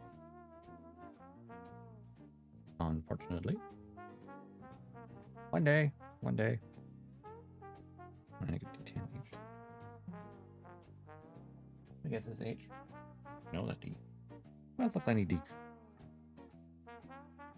Number 10.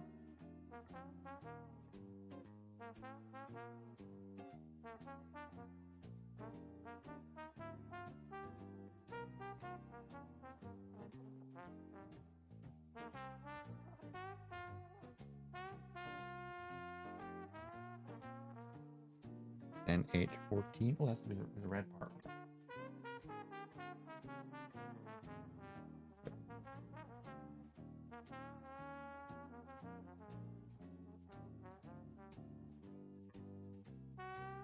I was going to say the first bit of red on the kit. No, I did the head crest and chin.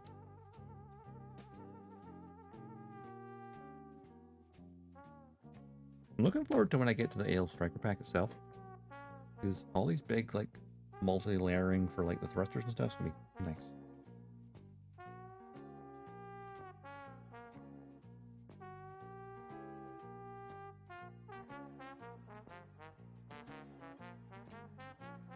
Put these to one side for a second because we're doing these parts first.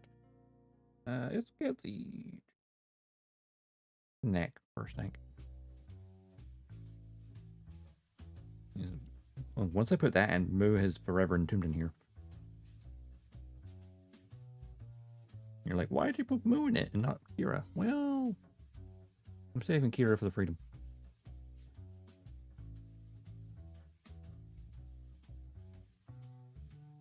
Plus, I want to make a perfect strike on point, so Mu pilots the perfect strike, not Kira. Also, love that Mu piloted the perfect strike at the Battle of Orb, and then never again. You just stuck with the Aile Striker for the rest of the show.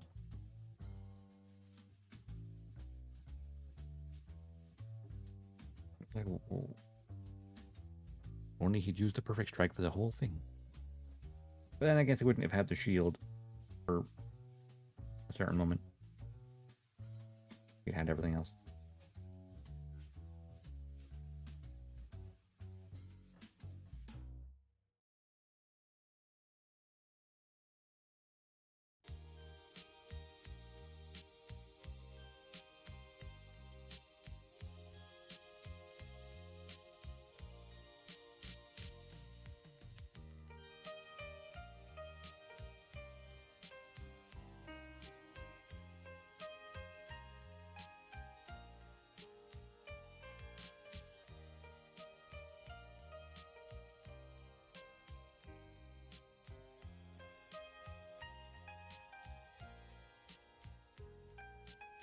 I don't know if it's a mold line or not. Who cares?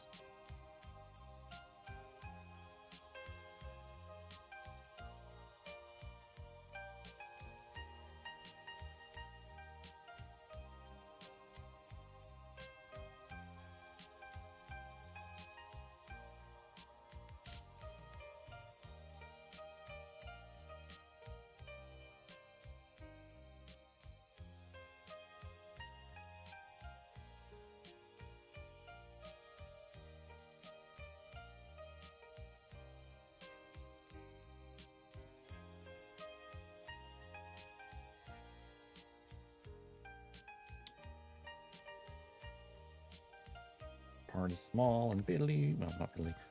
It's small enough.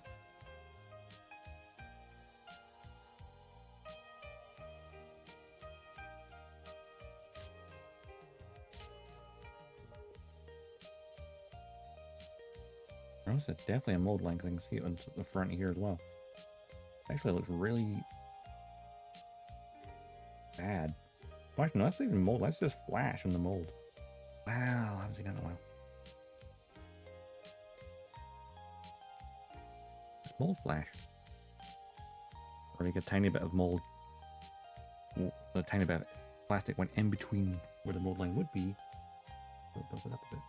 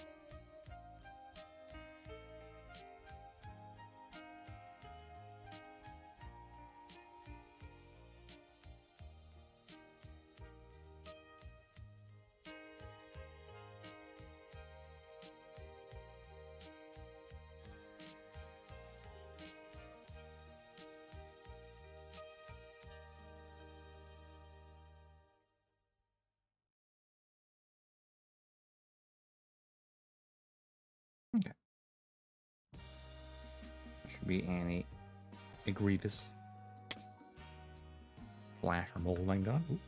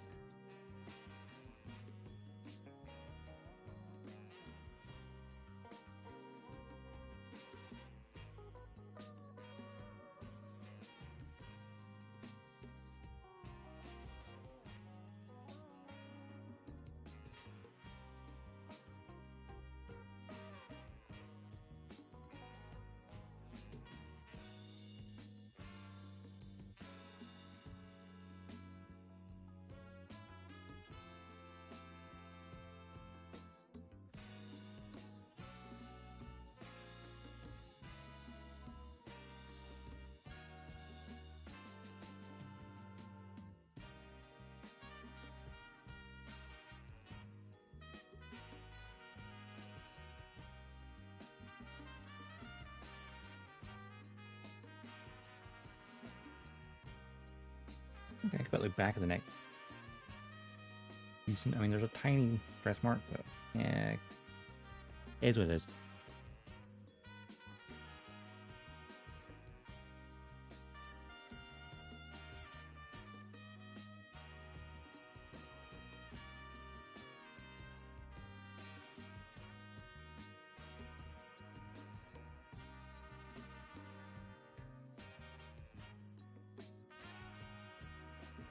How to fix this bit at the front. I might even touch the sides where the actual nubs are as well.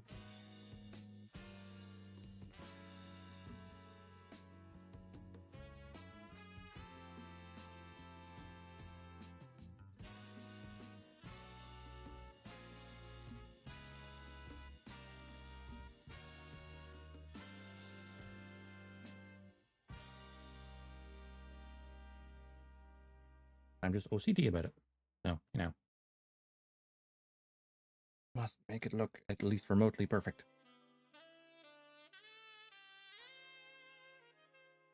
What's that saying? Is a creative project is never finished, it's just abandoned.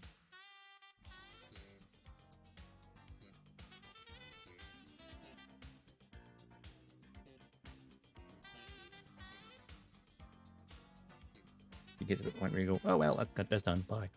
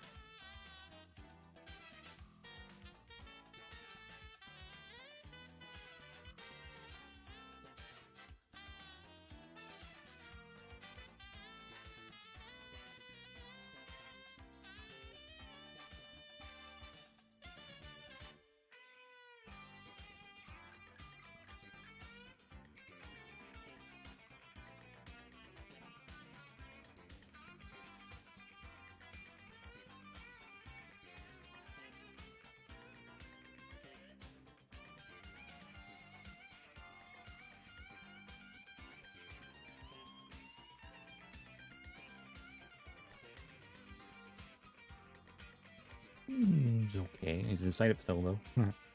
Almost forgot about that.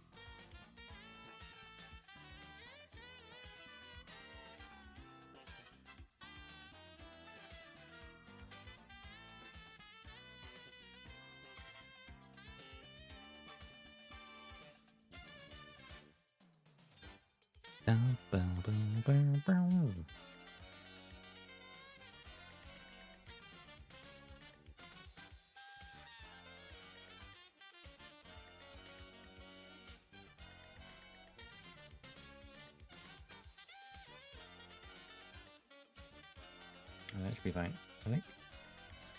Slide that down over here. Put that right there, and now this should click in place now. Yes, no, maybe so.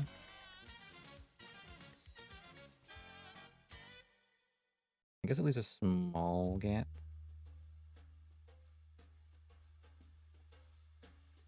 For when you put the next piece on. Oop, I have knocked it out of place.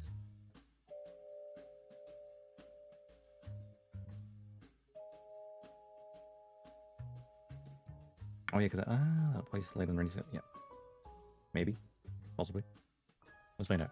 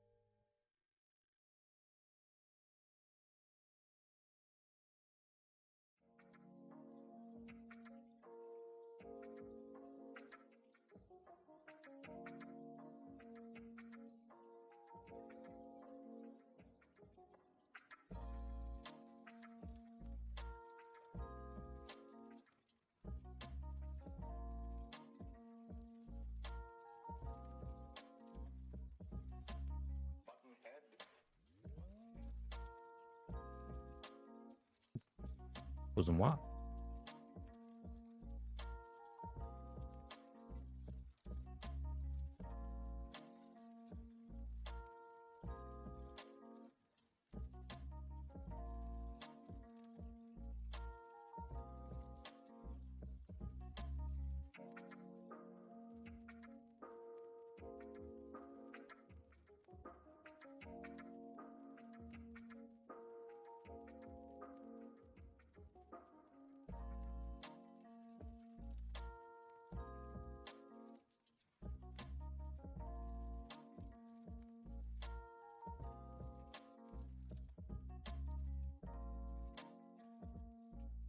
Now these numbers down here are a potential issue because this is a visible part.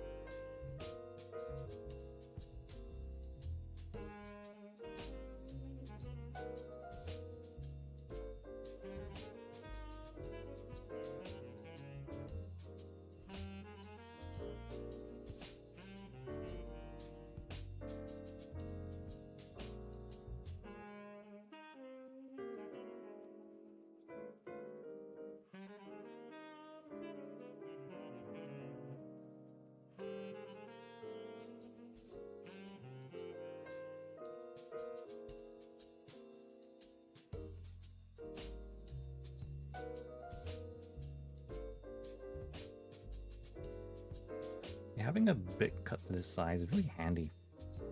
You just hold with a finger and you're done.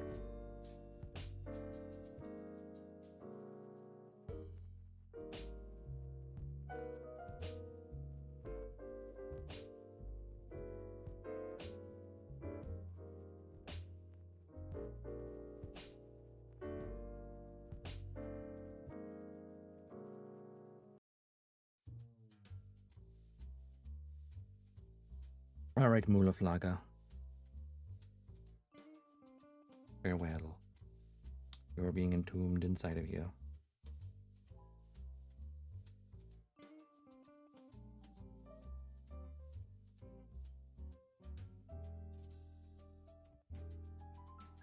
At least we can still see him though.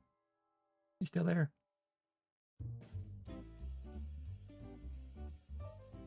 What's next? Ah, the back panel. Well, no. Sorry, I'm skipping a stage. This first. The collar and the abs. My brain was like, oh, next part. Nope, here first. Then it's a backpack. And it's white on the sides. Then the cockpit hatch. Go.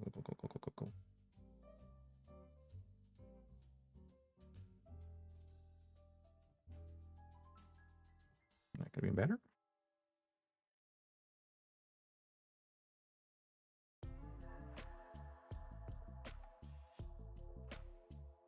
Could be a better cut.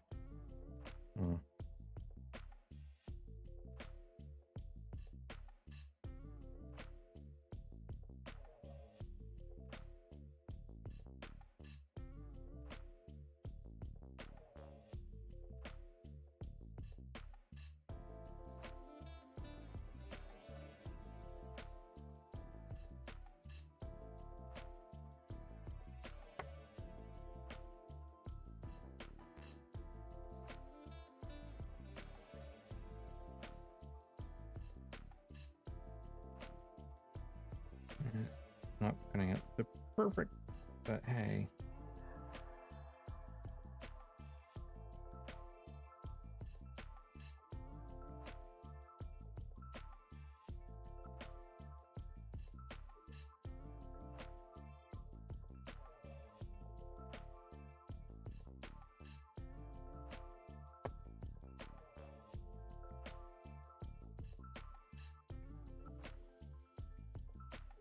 which I thought of just adding some detail to the model without paint.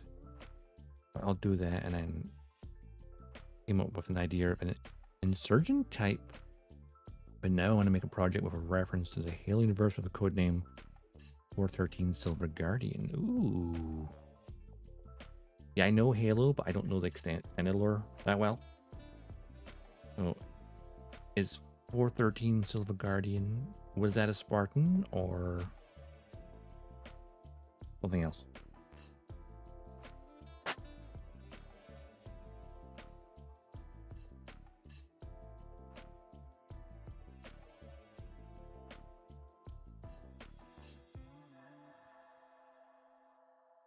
Right. I think the reference to Halo is kind of cool.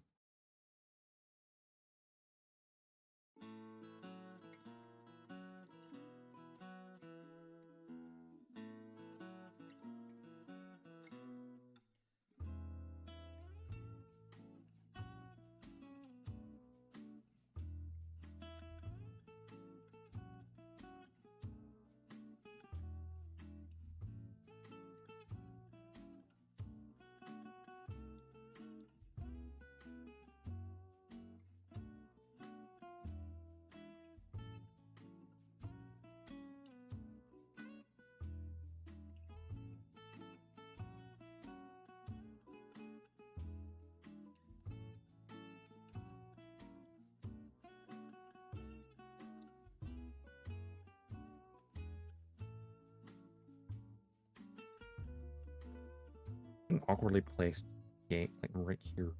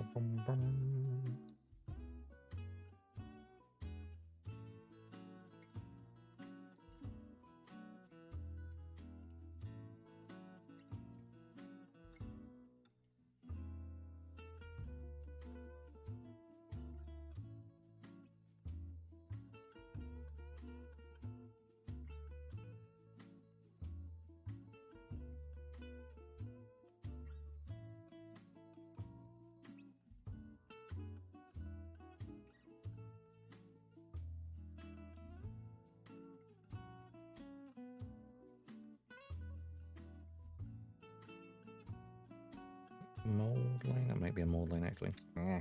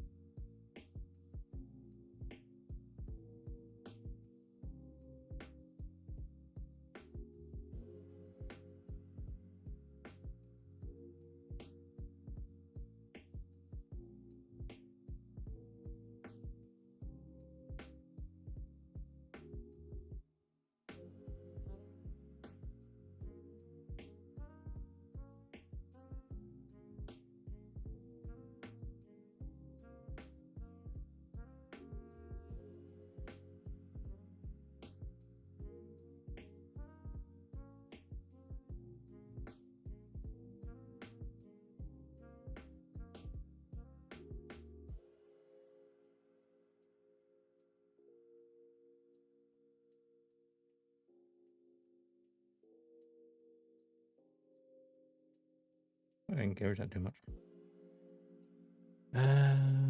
For my favorite number, 13 model number in my collection. 13 Silver Guardians, a reference to Silver Team, whose mission was to protect Master Chief, hence the name Silver Guardian. Oh yeah, because Silver Team is the TV show version, isn't it? As opposed to Blue Team back in the games and the books.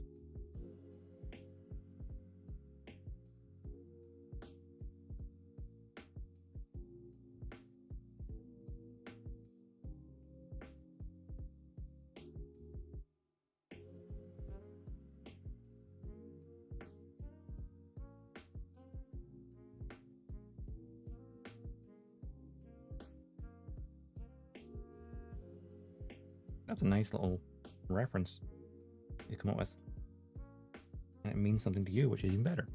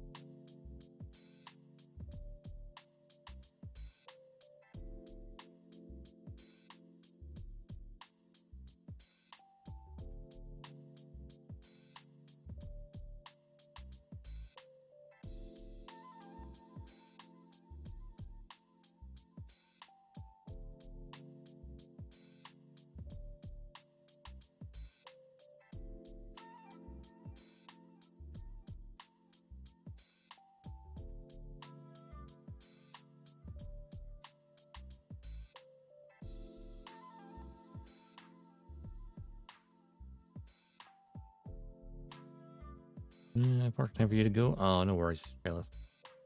You have a good night. And thank you for dropping by.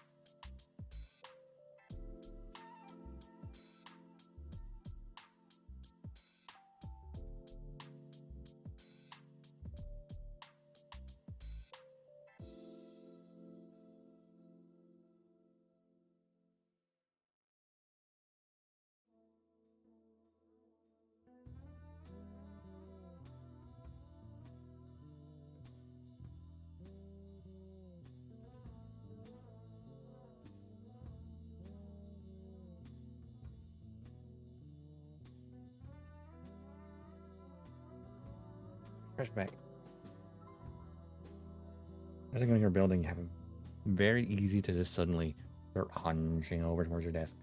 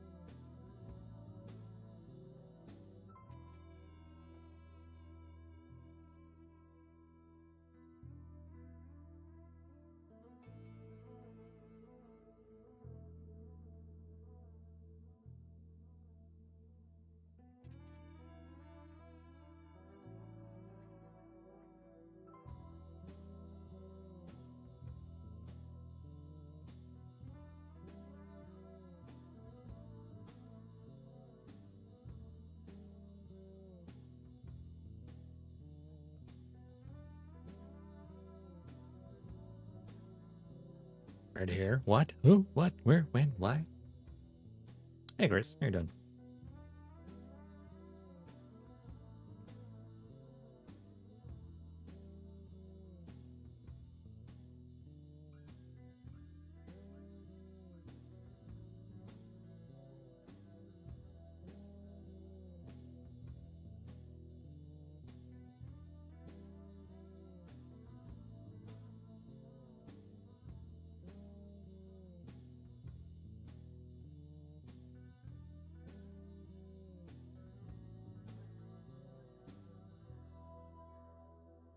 Like this little mold line's bugging me still. Almost a blade I touched.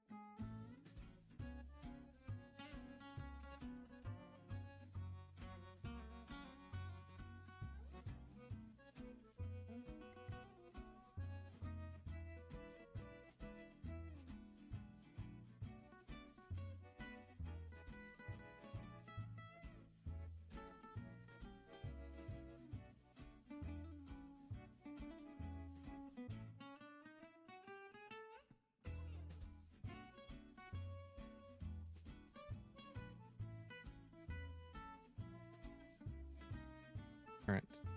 Is that mold line visible to you guys? I don't think it is anymore. It's like faintly there, bugging me just enough.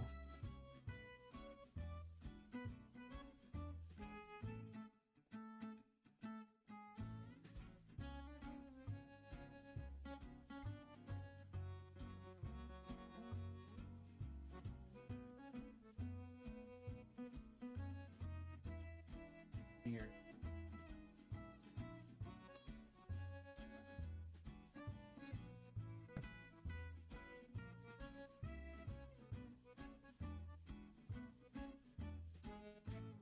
Some of these other sanding sticks are still useful. If I don't use them for filing anymore.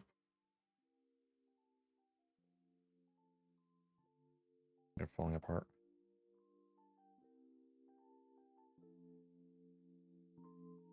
Or I stop using them.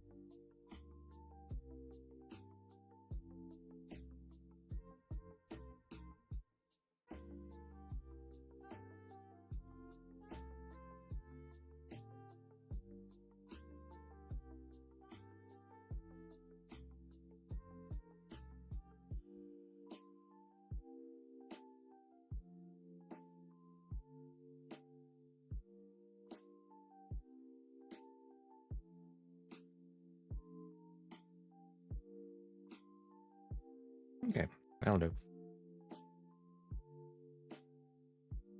That'll do, pig. That'll do. Wait, is that another back? No, here at the back. A very faint one.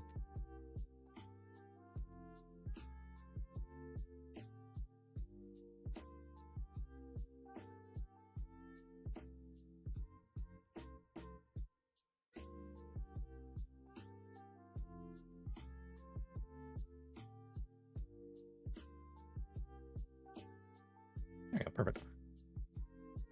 And let's put this onto this. Over the neck, into the tabs. Click in place, please. Thank you.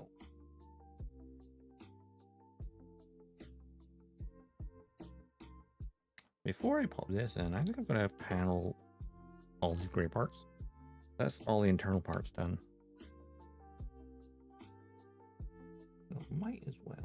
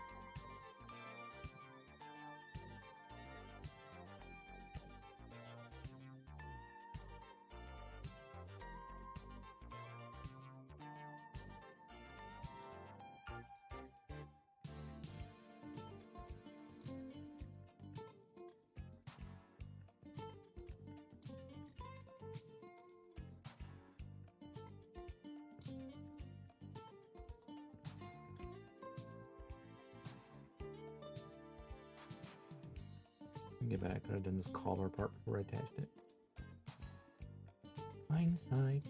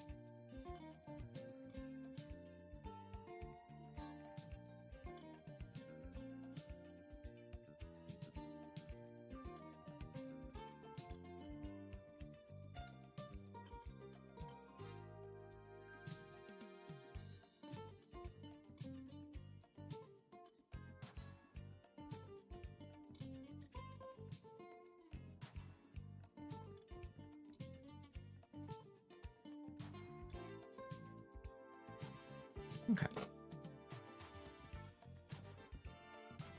Headset's looking forward a wee bit. There we go. Oh, that's why. Locked in place.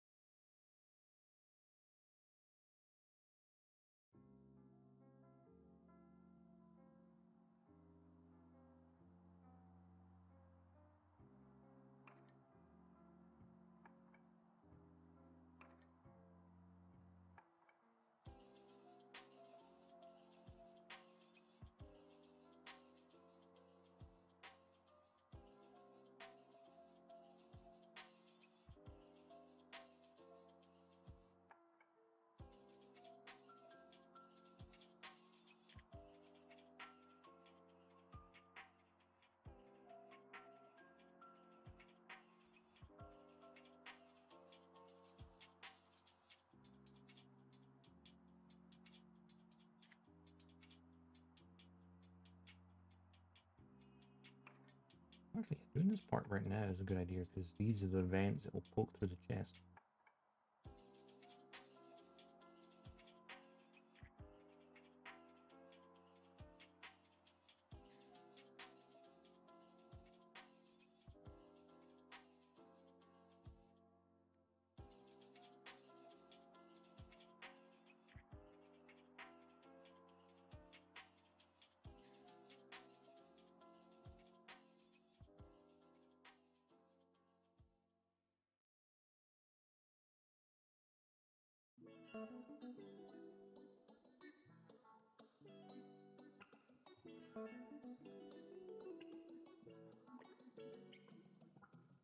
Okay.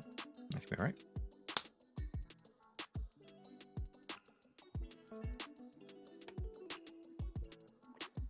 Now for this red part.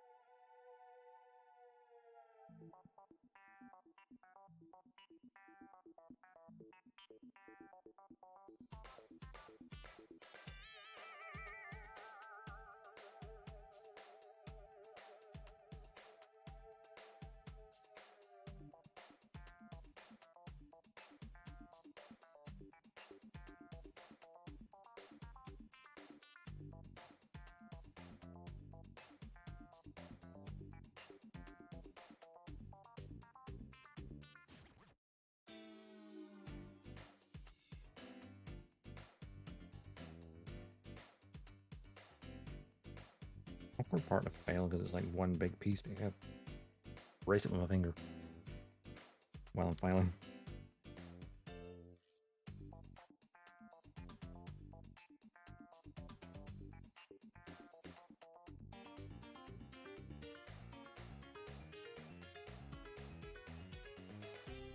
That's good enough.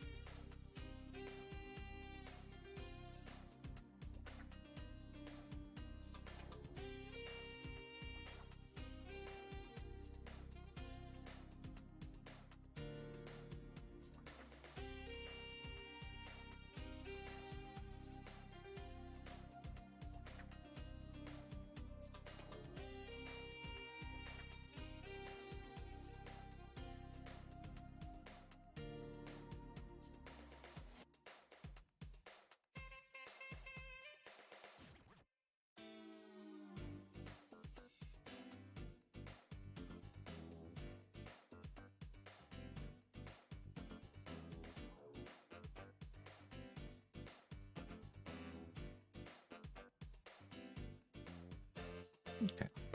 See, that was nice and easy to file compared to the taller piece, which took forever.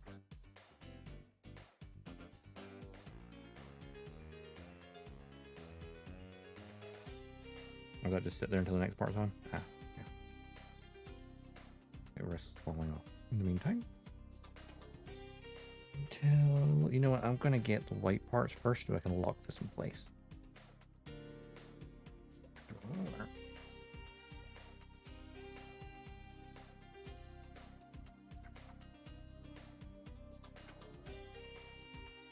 Wait, there's 33 and 34.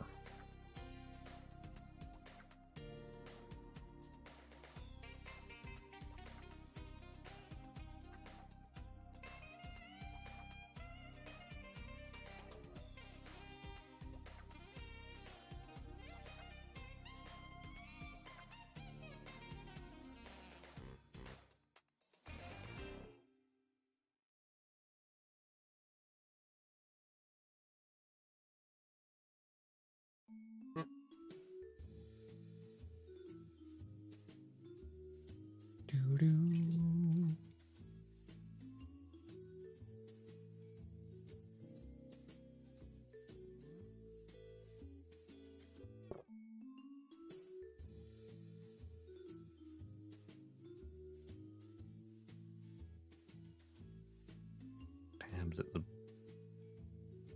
back? Yeah.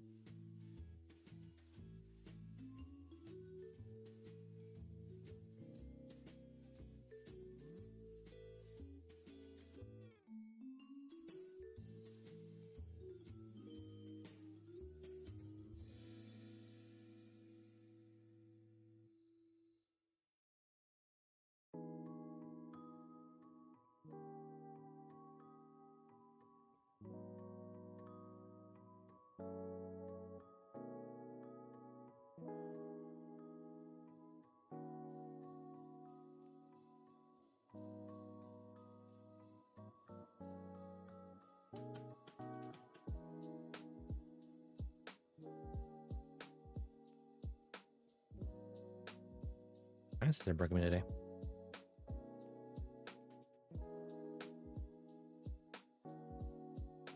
Well, I cut that off clearly enough. I can barely tell where it was. Oh, there it is.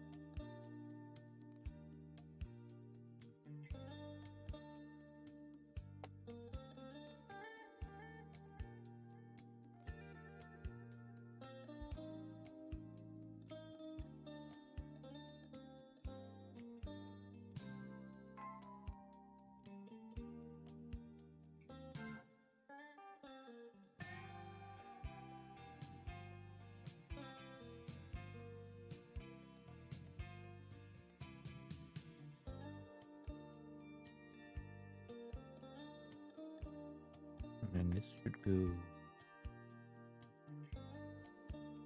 sure that's the right way around.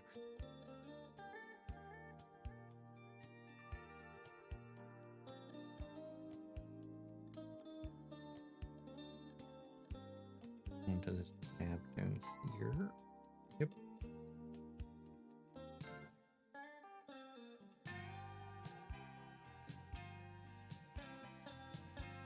Ah, there we go. Double click this one quickly.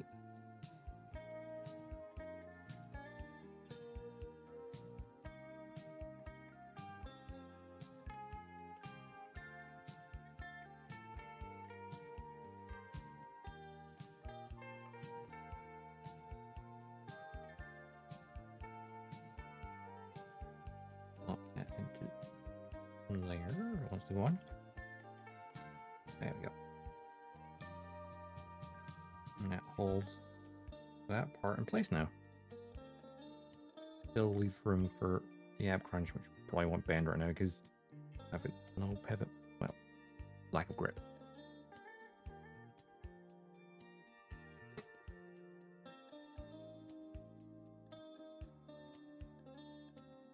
Right, it's like paneling as I go.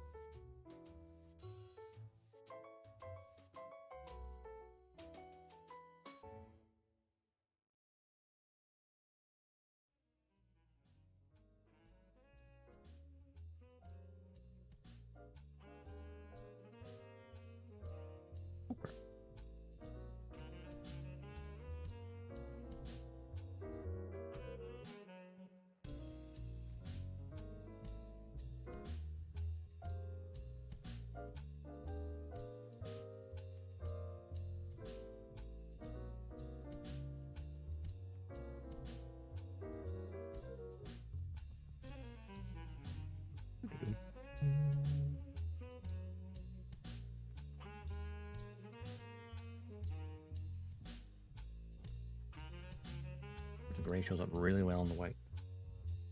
Sometimes too well.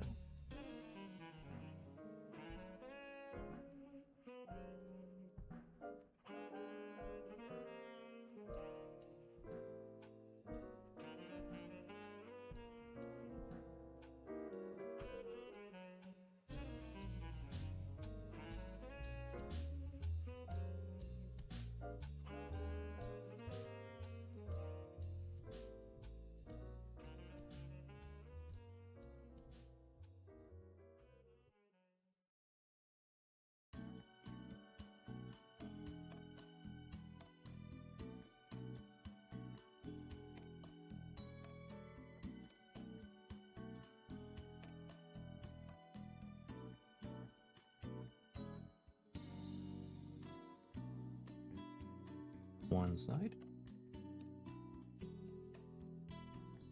I don't know if they thick there, but hey, make them.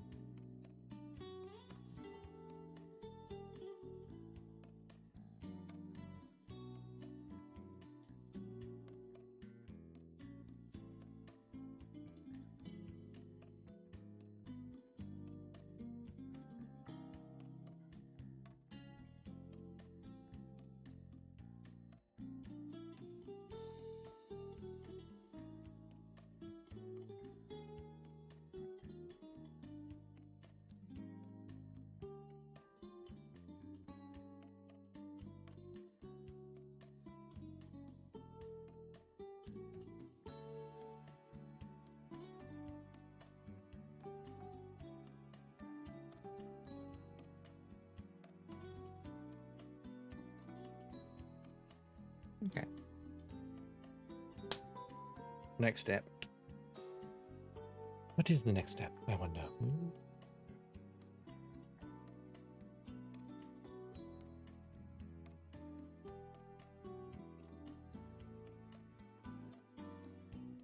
I'm just building really slowly today. Then again, it's a master grade torso, so. Oh, yes. Back. Need to roll.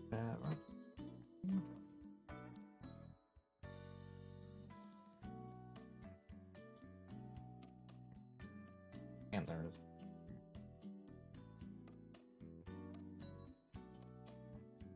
The back armor.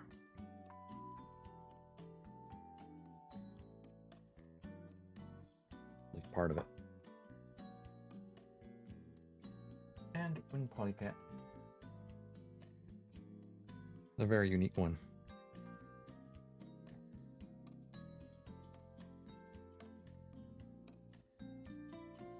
One where the... Oh yeah, it's the one where the striker packs will go.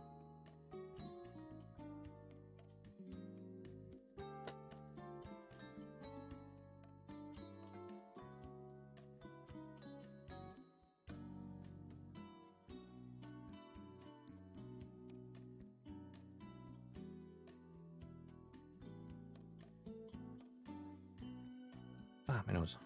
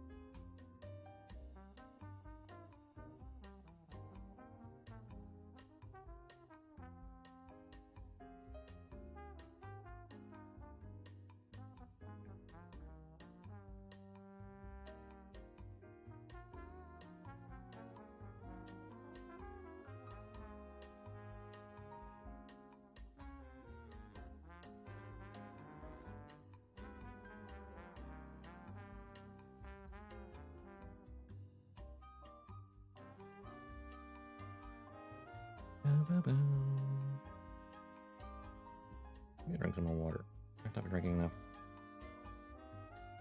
I guess the thing when I'm building, because I have to put it further away and like focusing on what's in my ear, it's like more awkward to try and take a drink.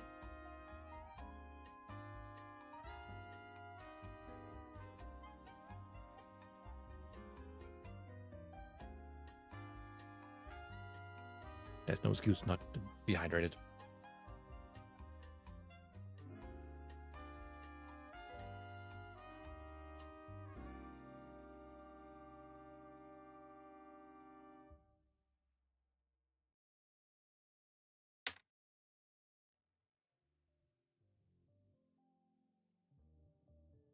So that needs to be a longer bit downwards, okay. Like so, that plops in there. And that's where our striker packs will go.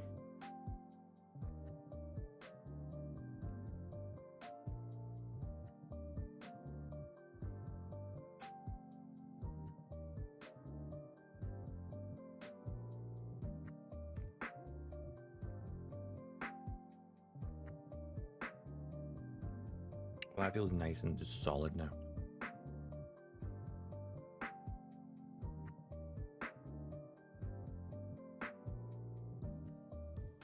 satisfying.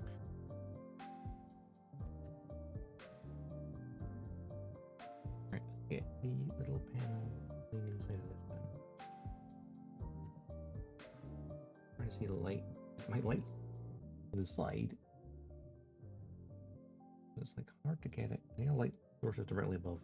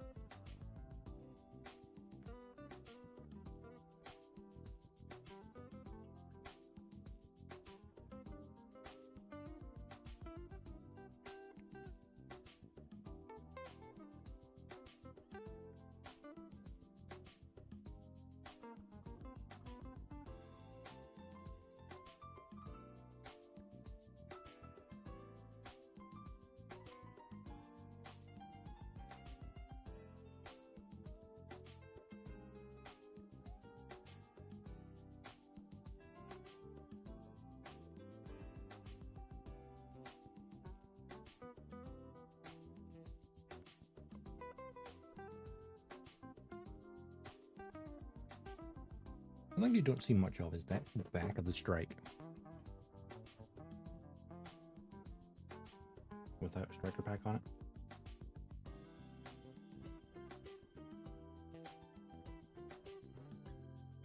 I really just like see a quick docking shot.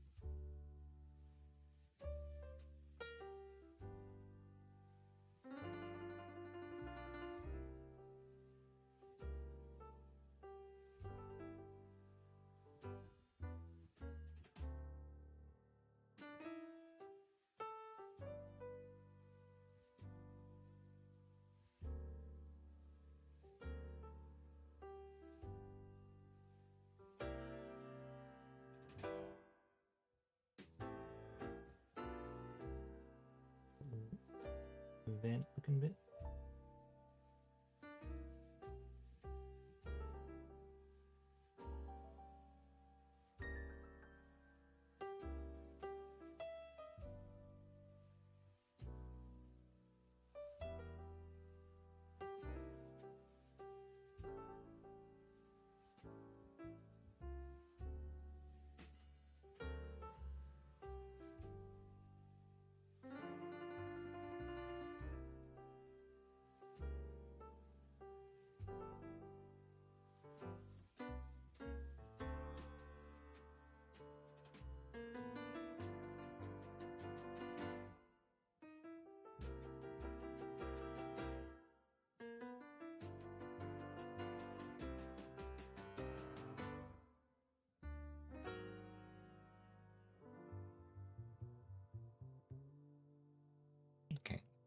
Good there.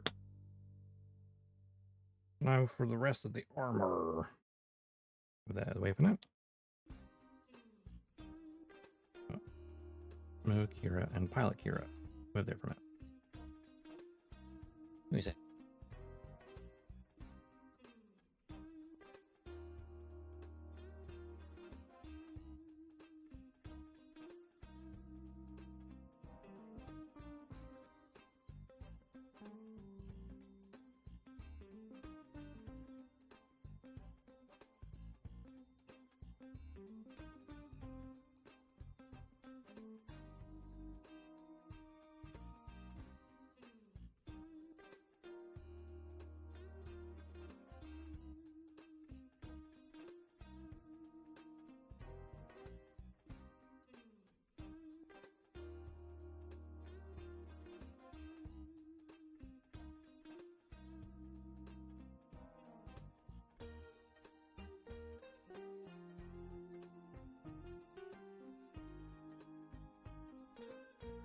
All right.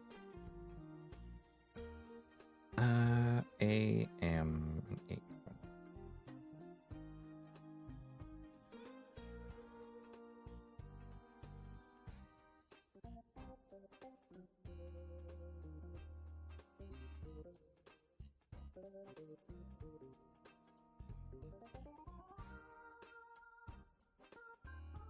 Number 15 on the 8. Ah, yes. Of course, the red hatch of the door.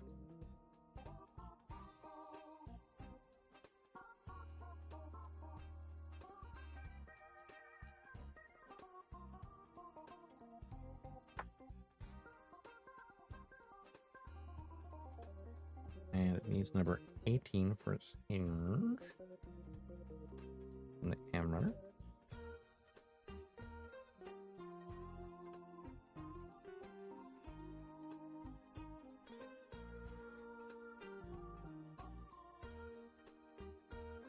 Drop that.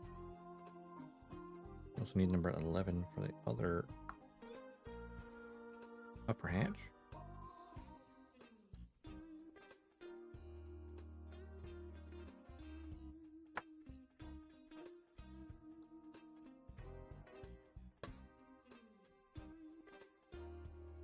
And the upper part is a 11. There we go.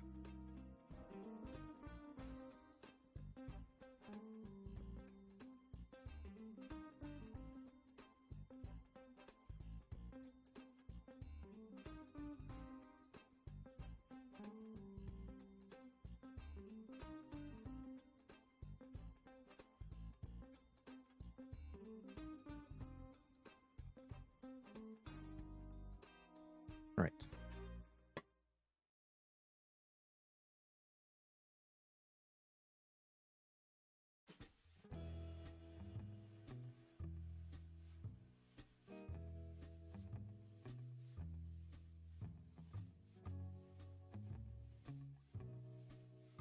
Oh no, I just noticed the wonderful panels on the inside of that. Oh, wouldn't that be the... That's the view screen.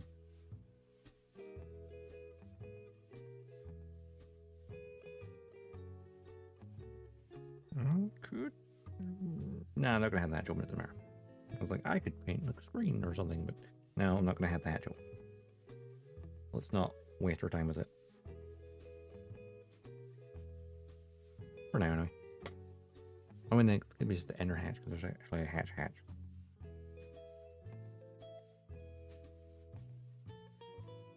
Like a shutter door as well.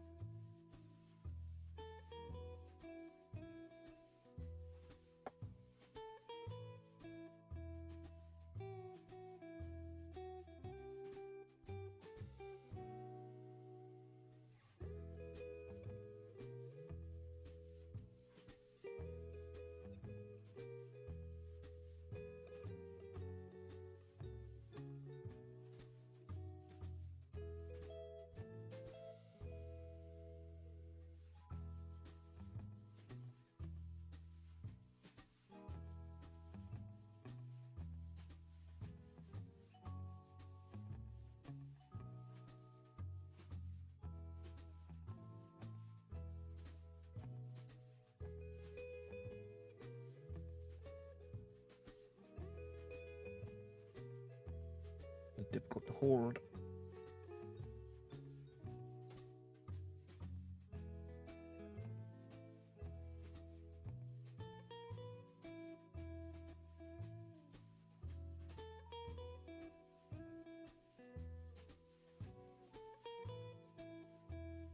I think real Greys don't have cockpits because, oh god, that would be so difficult to do.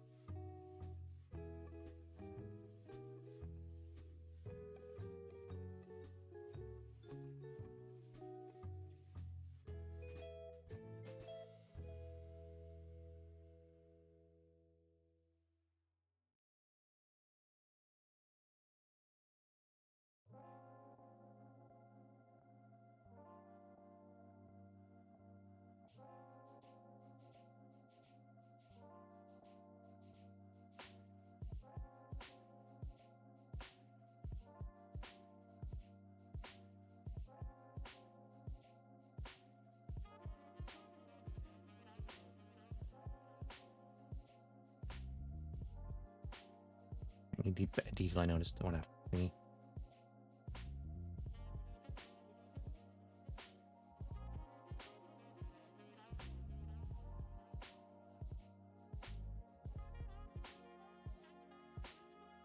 Hey Arctic, how's it going? Hydration.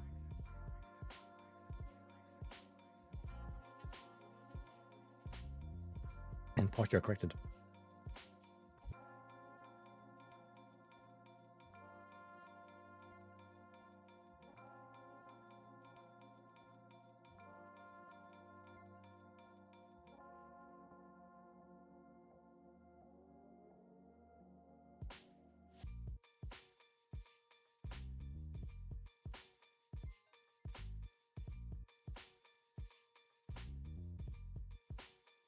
Chilling painting again? Ooh, what are you painting?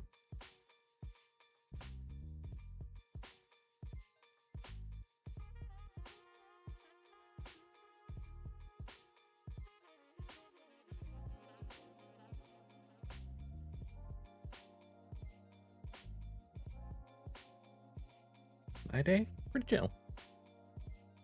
Chill day of working on the strike. Well, first thing this morning, I actually, well, like an hour before stream, I put a tiny bit of gloss on the visor of the pilot. Because I did the matte coat last night. I was like, oh, I need to get a tiny bit of gloss back in the visor. Little dab with a paintbrush. But we're slowly working our way through the torso, which of course has so many parts because I have a cockpit. I was looking at the cockpit seat and going, tempting to paint it, but because it's embedded inside a different part, not a separate piece, it'd be too difficult. Not worth the hassle of it. If I ever get the perfect grade, hell yes.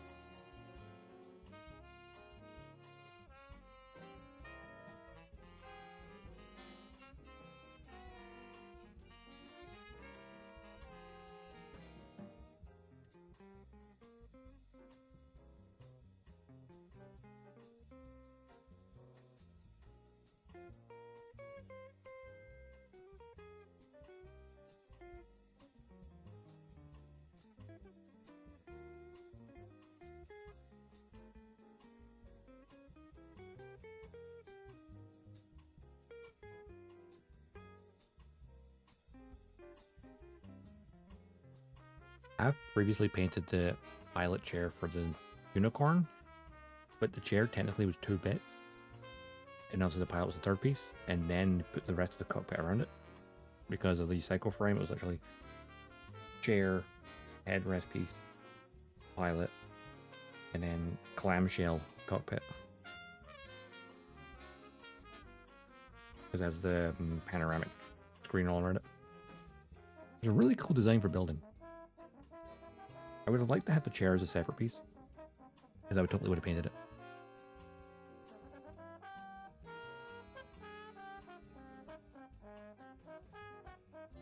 I also chose to put Mulaflaga in the cockpit and not Kira. As you might be able to see, there's Mu in there. Not the original pilot. But Kira gets the freedom later, so I'm going to make sure I give him the freedom. Painting Hoi Hoi San's weapons. Basically, Hoi Hoi San is a small robot that kills bugs. Cool! Wash them bugs. The only good bug is a dead bug.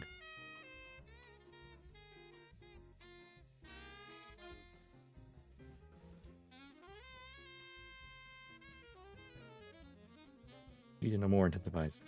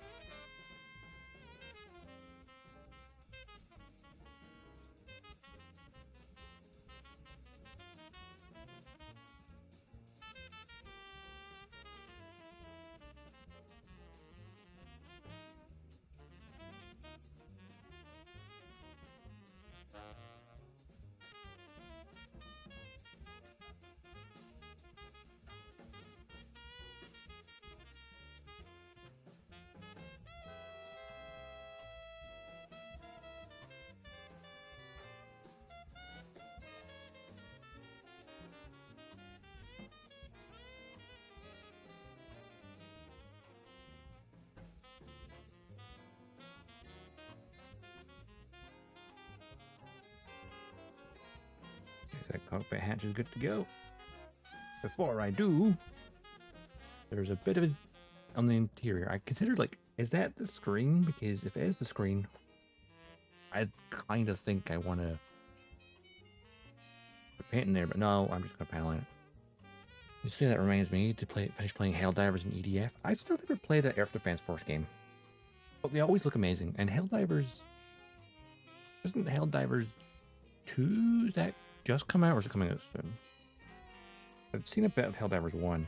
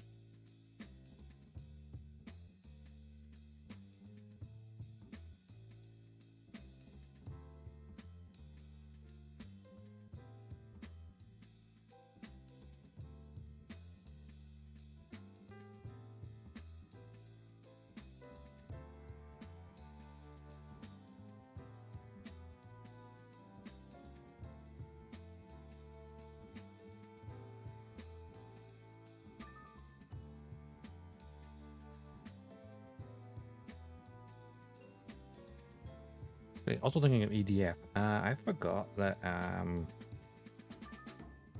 Custom Mech Wars, same developer. I bought that before Christmas when it came out, and haven't played it yet. I was planning to do it on stream, and I just haven't scheduled it on stream.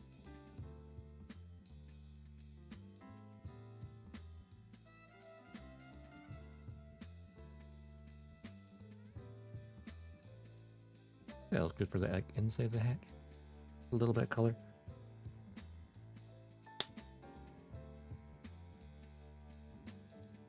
Yeah.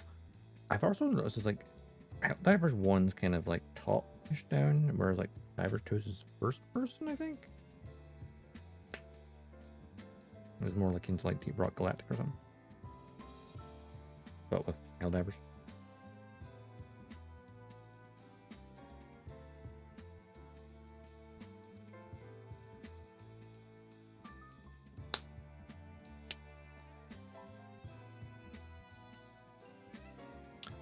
Yeah. Backlog of games, backlog of model kits. Can someone just give me another pandemic so I can have a lockdown, stay at home, and do everything? This actually, that's a funny thing. Like the other day when I was at work, I was like talking about the friends there, and we were both like, because we we're both introverts, we we're both like, oh, we missed lockdown because we could stay at home. And it's just like, it's selfish, but yeah.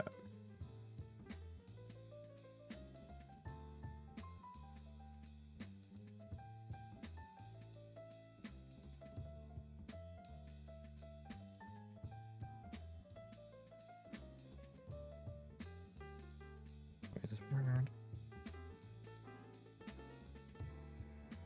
Yes, it's right around. And plug the opposite end onto here. Having only one light source is irritating because I need light on this side as well. I'm constantly putting my hand in the way of the source.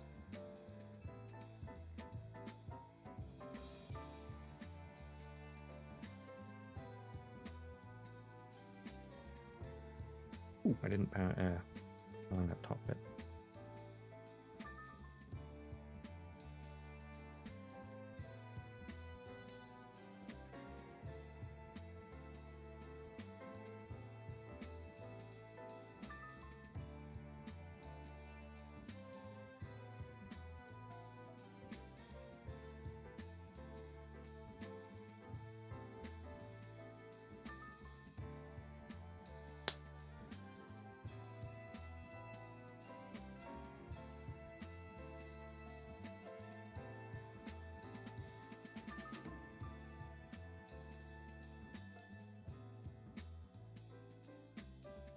And pop hatch closed. I've always liked how the Strike's cockpit is more protected because of these bits here that stick out. It just gives it a little bit extra protection.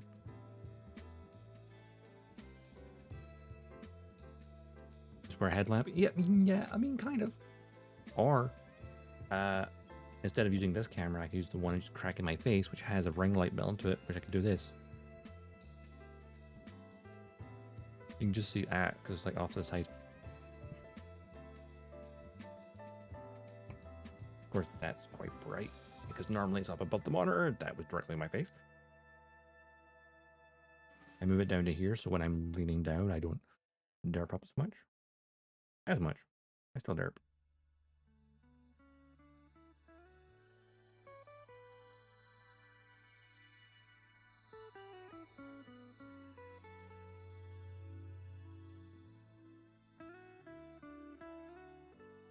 Goal is to get this finished as soon as possible.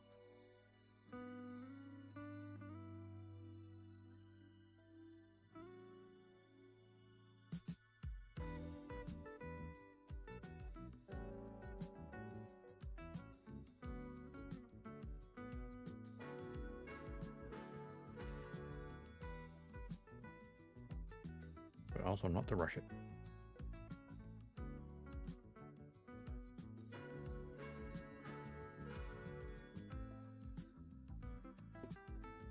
Oh, I do plan to get the other striker pack so I can make the perfect strike. Hence why Mula Flag is in the cockpit. Only problem, these striker packs, the set for the sword and the launcher is a P-Bandai thing, so it's just need to wait till whenever that gets reprinted and cross my fingers. I can get it.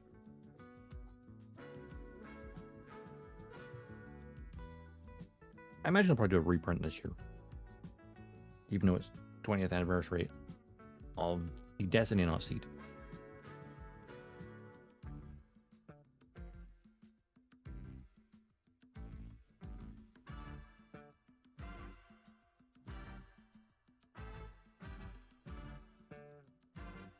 I think it's one of those P-Band things that gets reprinted often-ish enough.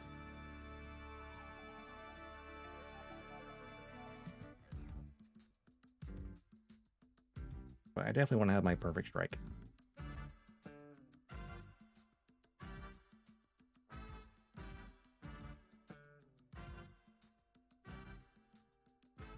I have my makeshift perfect strike for real grade because it's just holding the extra weapons. Doesn't have the modified backpack because that came out as a separate P-Band. Well, a P-Bandai set, which had the whole of the Perfect Strike for the real grade. And that came out right after I made my makeshift one. I'm like, why do this?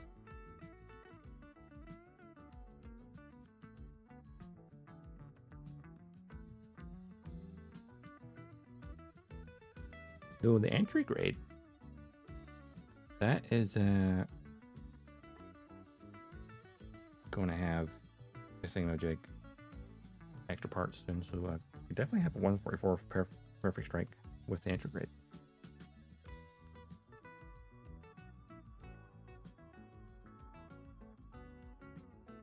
HG or Dabai. Remember correctly, even the high grade Perfect Strike P-Bandai? Or am I misremembering? I know the real grade is, and I would not punch the ban. No.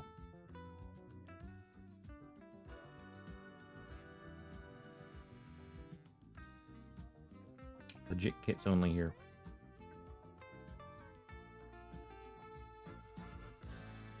I mean, I can always just...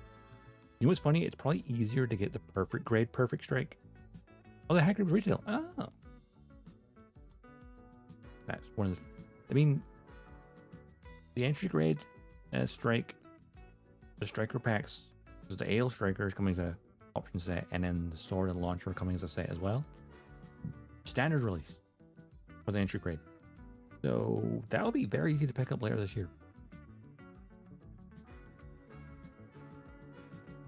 I feel like the high grade Perfect Strike doesn't get reprinted.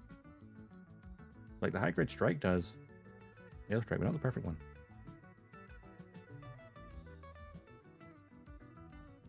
And I feel like if they're trying to push the entry grade, the high grade might not get reprinted for a while. Maybe. I don't know. I feel like the seed high grades in general just don't get printed very often, despite its popularity.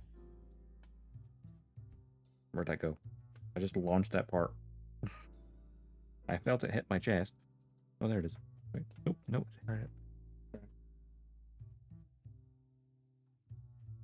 Here.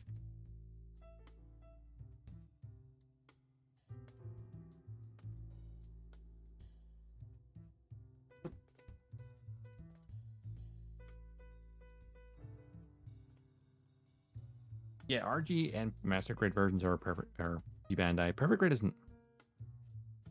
Perfect Grade surprisingly is not.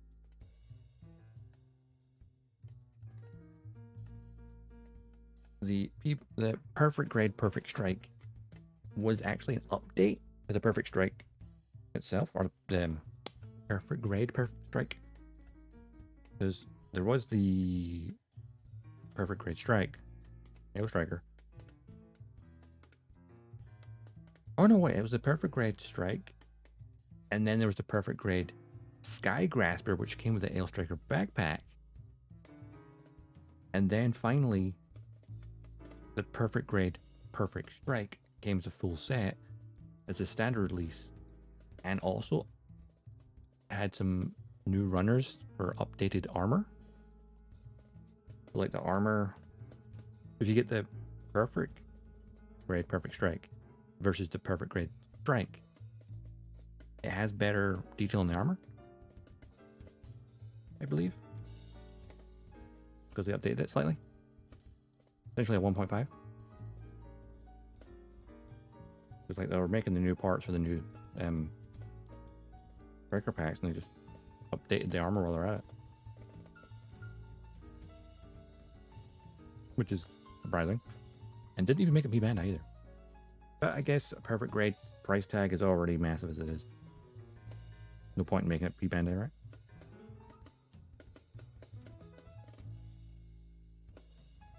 That's a stress mark and a half.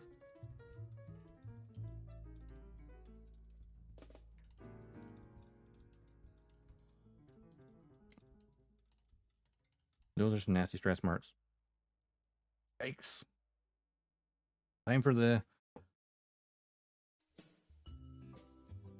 Yeah, Perfect Grade's not a space. I think I've told this story many, many times now. I do have the Perfect Grade Strike Freedom hiding in another room, because Hey, my sister didn't talk me out of it. She was supposed to. She didn't. She failed me. Alright, I need to get a tiny bit of this. Oh, this stinks so much.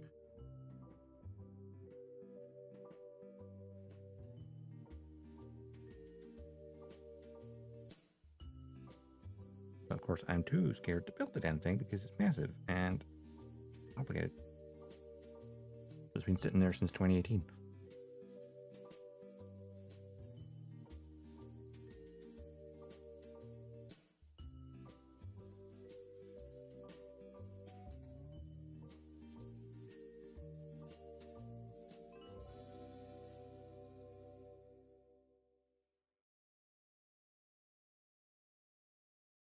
A good old melt the surface of the plastic so it hides the stress mark.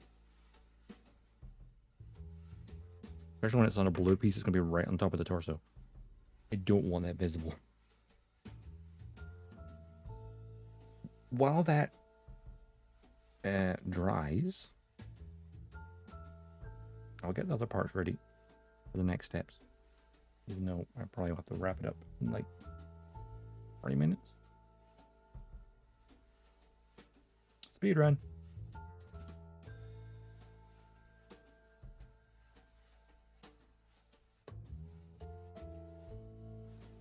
Why is it the blue parts have the biggest gates on them and it's the ones that will have the biggest stretch marks?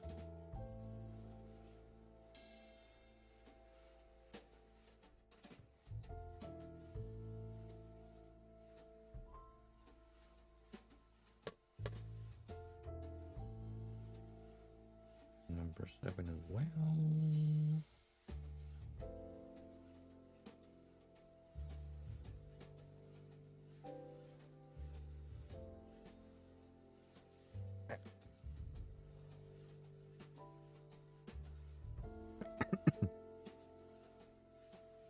This will be most of the blue parts I'm getting off here there.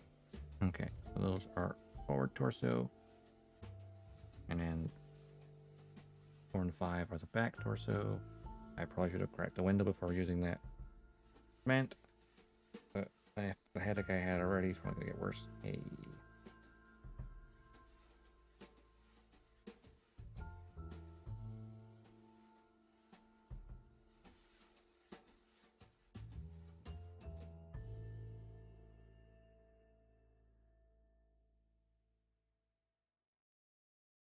I also need this one for the back of the thruster.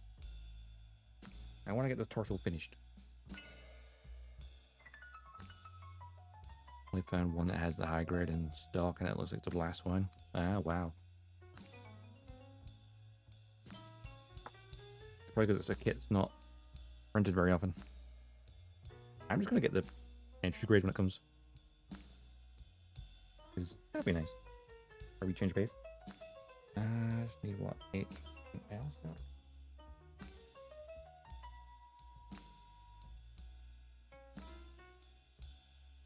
L.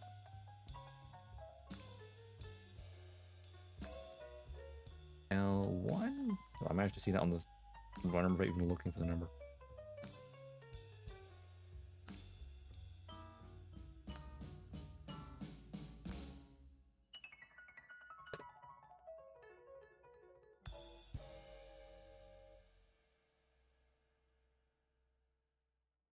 You hear me going through the box of runners? He's like, it's quite loud to me.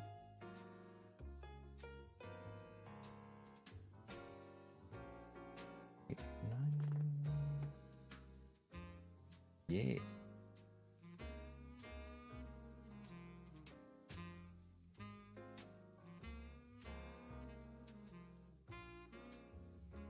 We might as well get the newer. Yeah, exactly.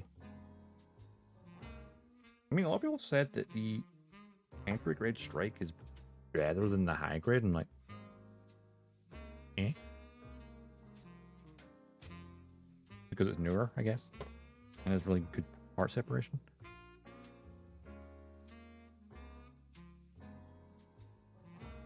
Let's take these parts now. I can put the back armor on while I wait for that.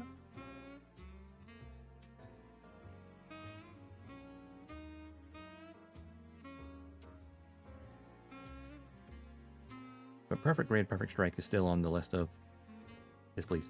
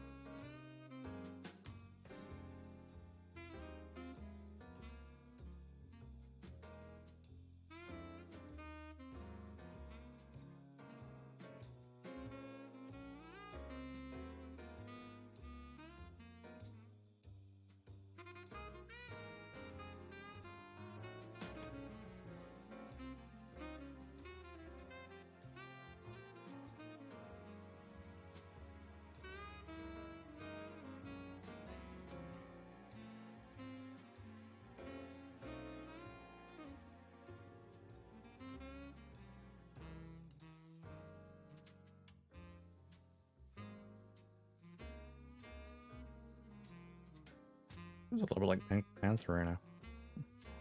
A little bit.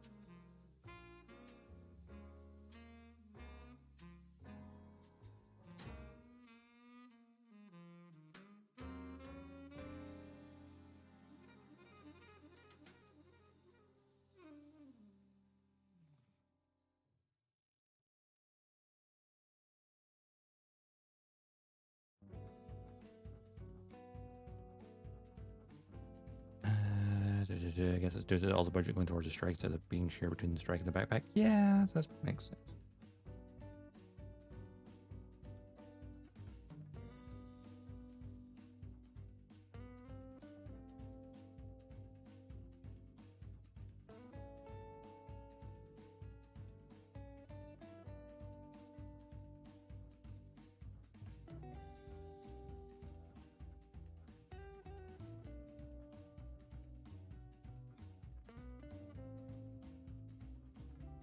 Pretty sure the entry grade strike is just this. The strike, the shield from the Aile Striker pack, and the beam rifle just doesn't have the backpack. Kind of weird. It's like a complete Aile Strike minus the backpack.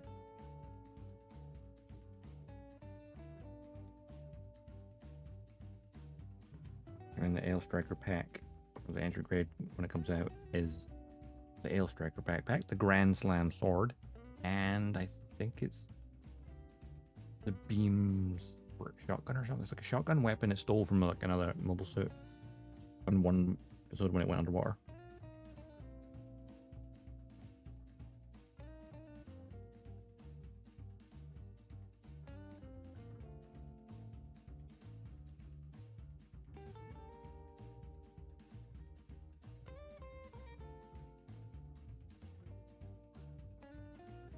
And of course the other pack will be the sword striker pack and the launcher pack.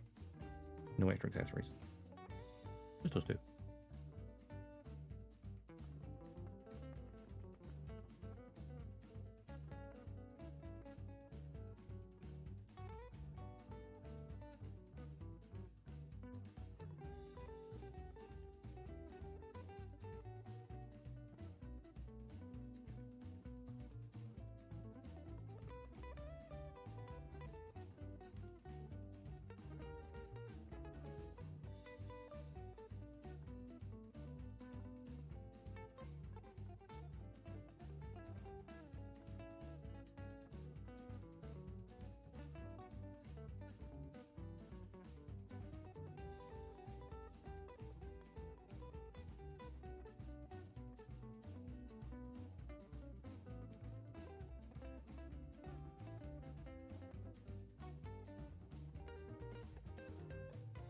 And this, yep.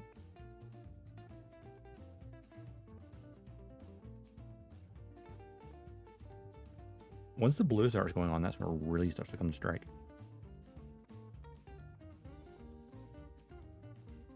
I think they might. because even some of the other, or what was it? There was, I think, one other thing he shows recently where like they had all the lines of like all the different things that were getting stuff, and there's like all the labels, and option pack is now a line. So option packs are going to be a thing going forward. And even though they've got like the strike ones, there's another one that came, oh, the hand packs as was. There was a strike and all the hand things, but like the promotional image of like option packs. Also, I'm pretty sure had other things in the background picture, which have not been announced. So it's like, okay, those are other option packs, or other kits that are going to come in the future. Probably next year or so.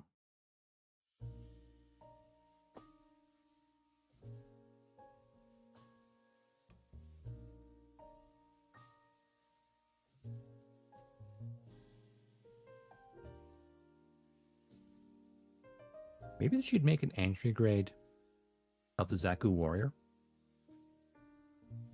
Because then you have all those wizard packs you could do as well.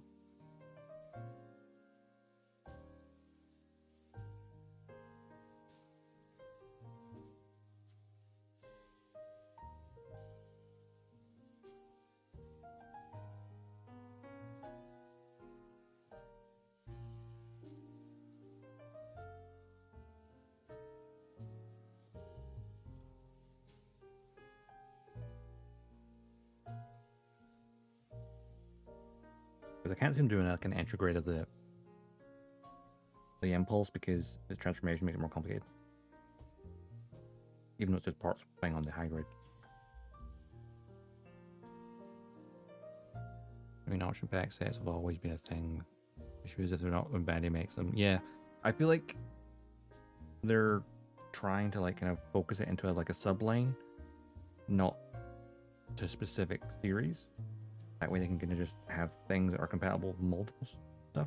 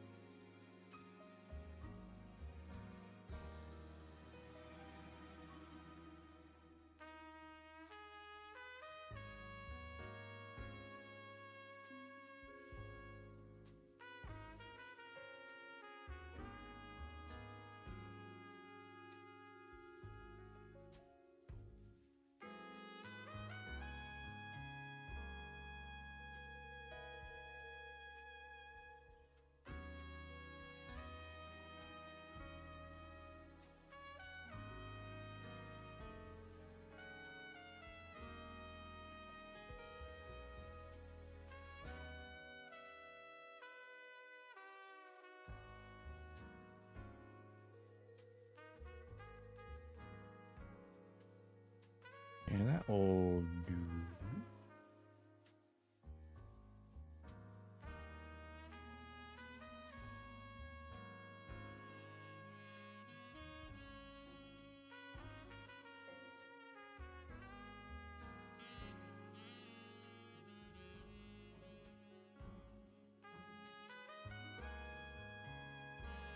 that on there.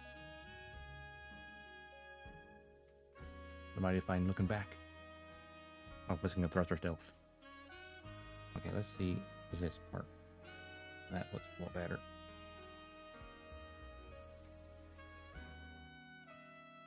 Now they're trying to hold this thing because it's freaking small. Well, at least it's not a real great part. That'd be even worse.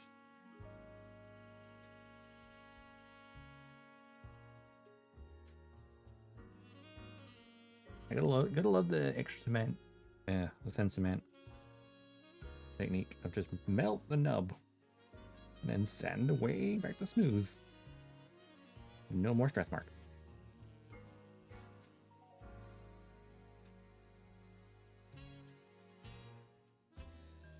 In theory, anyway.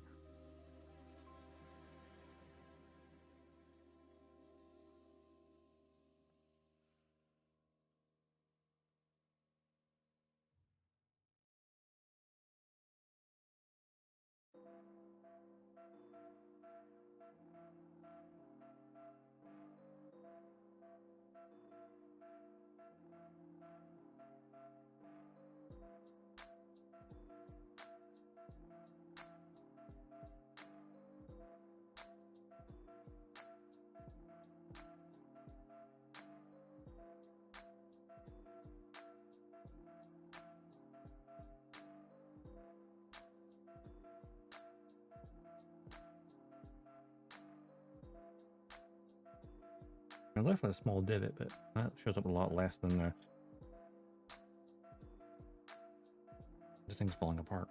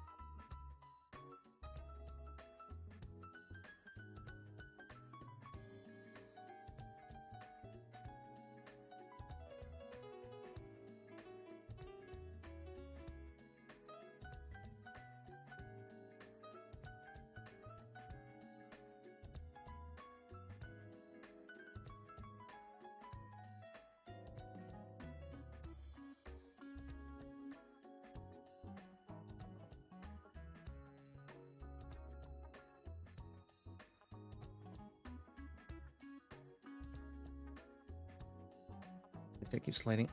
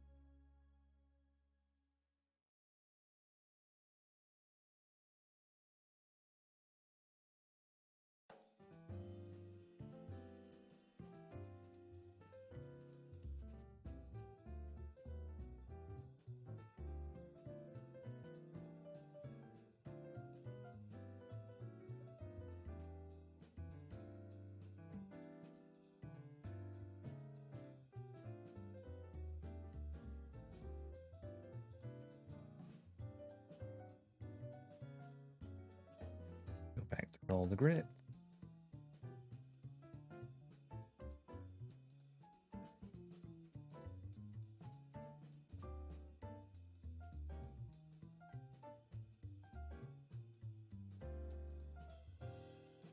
Yeah.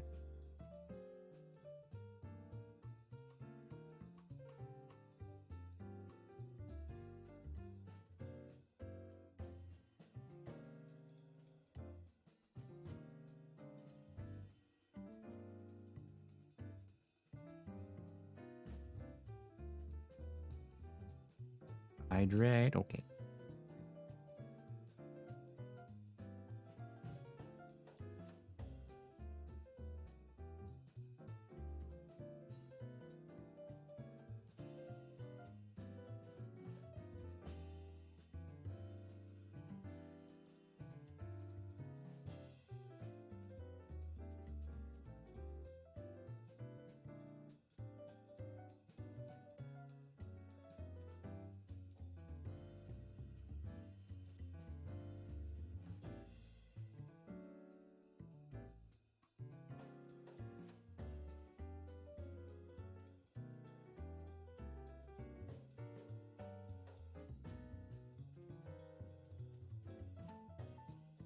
That's much better.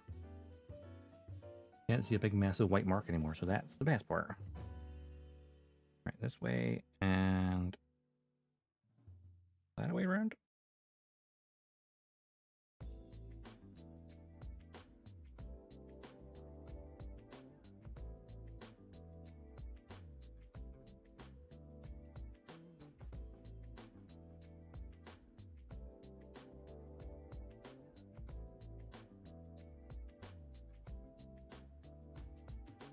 And then, oh wait.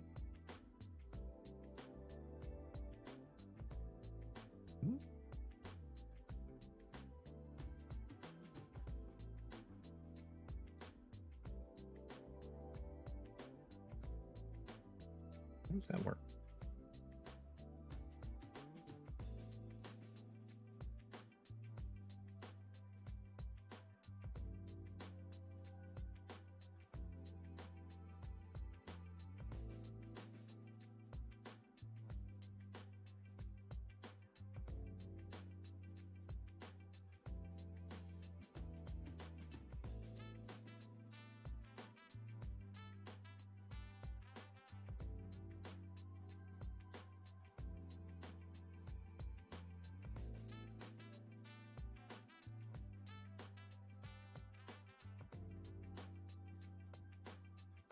Or was I open the hatch back up first? Wait, no. 1, 2, 3.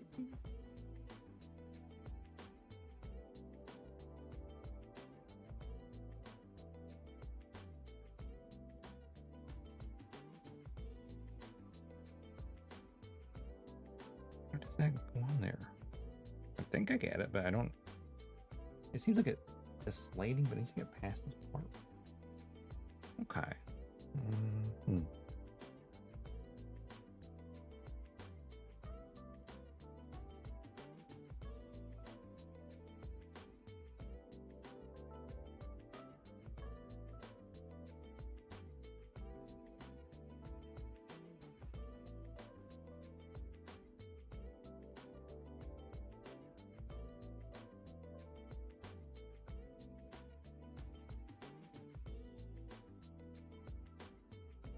Oh, there we go.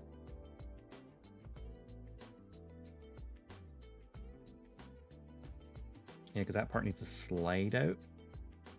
Obviously, it's a bit to catch it, so it doesn't come all the way out. But trying to get that in the first place is the difficult part.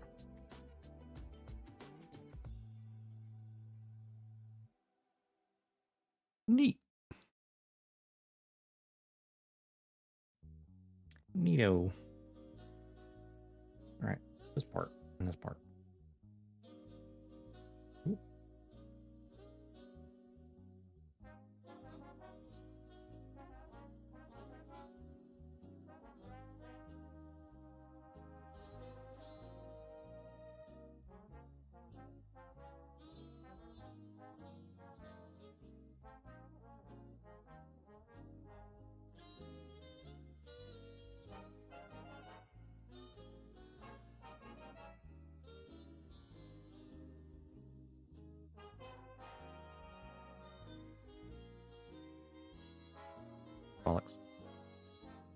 That did not cut smoothly.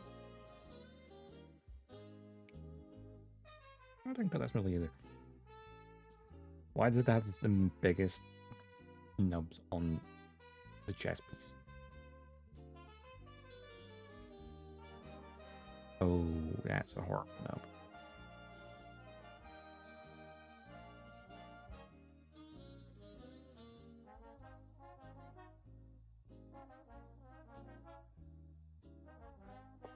Yep, that's gonna take some fixing.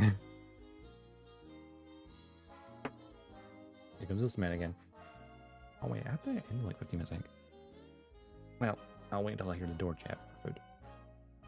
And answer it and then, but I will go into the last second I can. I want this torso finished. But unfortunately, family is ordering dinner.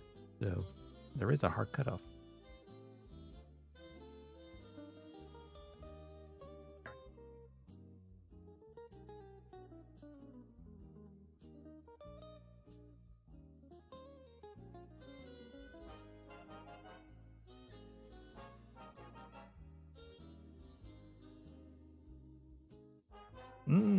I love the smell of this.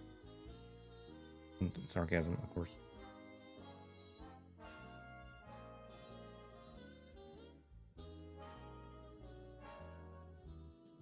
And that one's not so bad, but I'm just gonna think it anyway.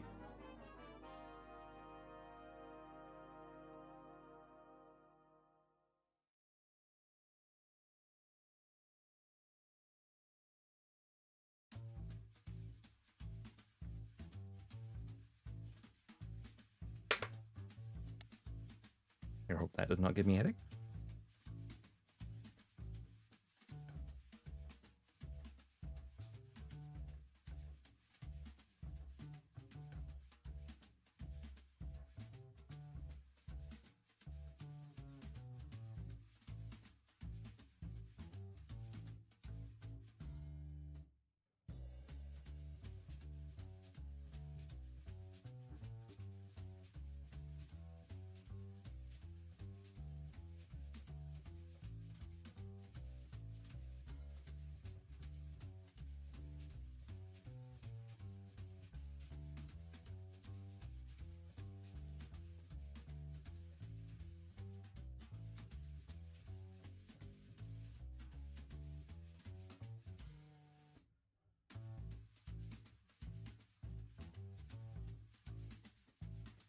No, not getting high.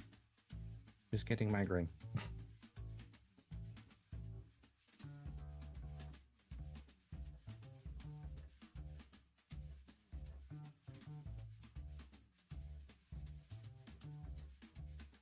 No positive, only negative.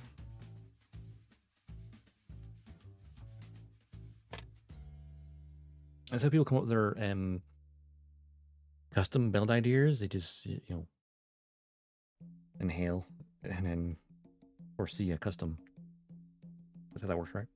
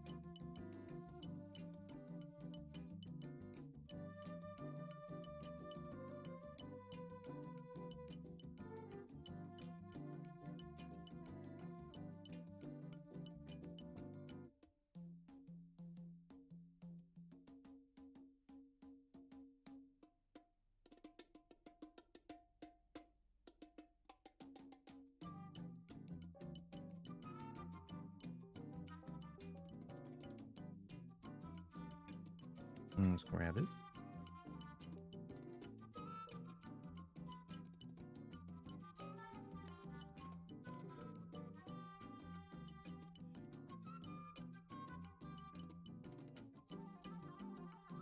Just a lighter blue.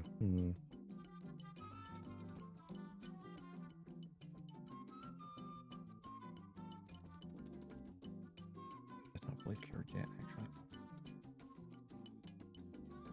Maybe not.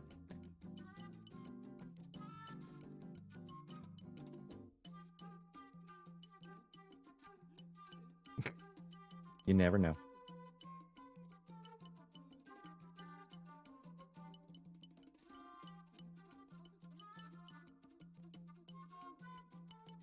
Bandai coming up with what's going to be P Bandai and what's not going to be P Bandai.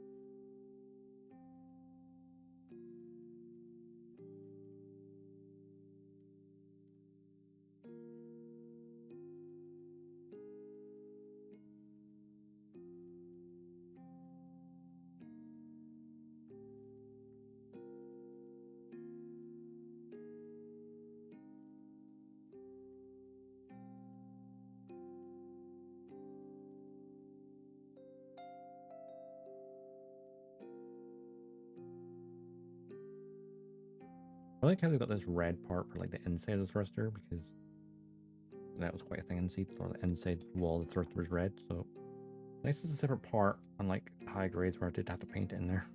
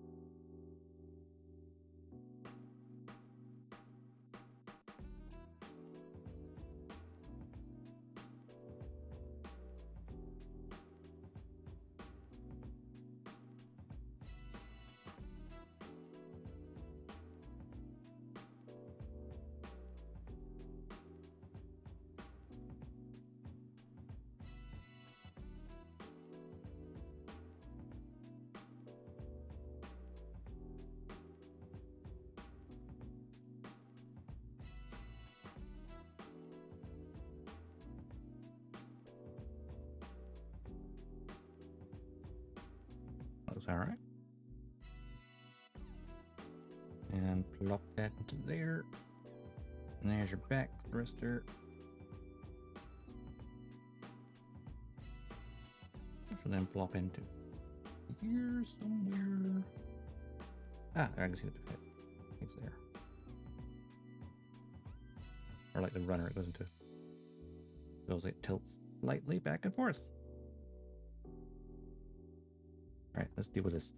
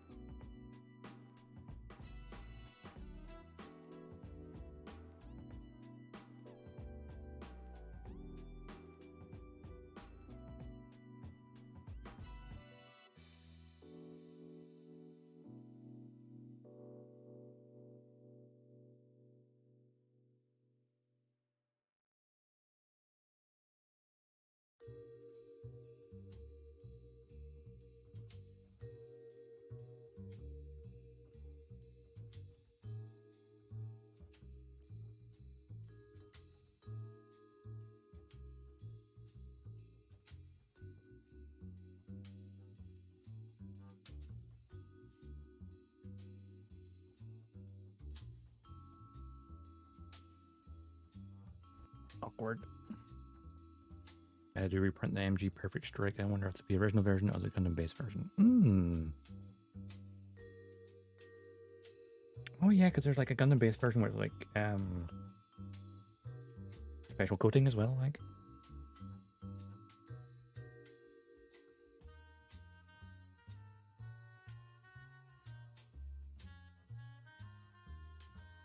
Thing is, when it comes to like special coating versions, I wouldn't mind getting the MG Freedom 2.0, the one that comes with the full burst effect parts, because it's also, I think, metallic injected, I think.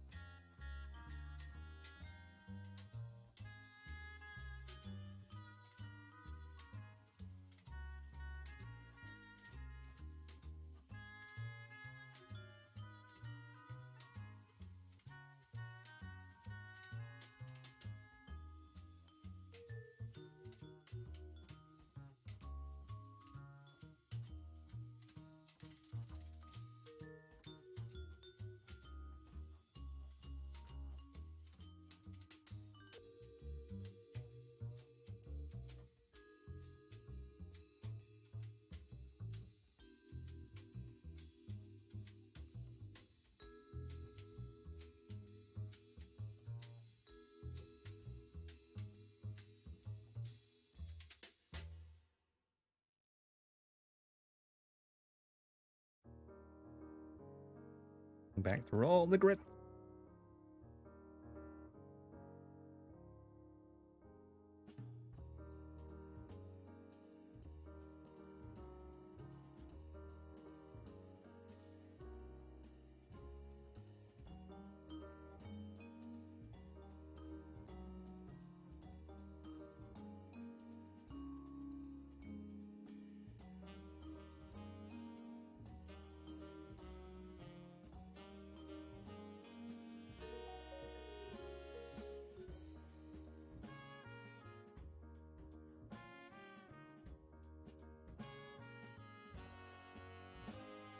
I can feel my headset sliding forward.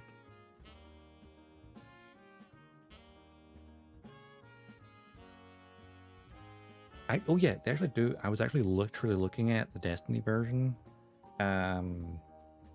yesterday, all day, because I noticed on Gundam they actually have the Destiny full burst version on there, not a P Bandai kit. but it has the wings effect. Oh, yeah, it has the effect parts. Metallic coated frame parts, so like the hands and the inner frame. And then 1/20th scale figure, and clear plastic figure of Shin and Kira. I'm like, I kind of want them just for the figures to paint them.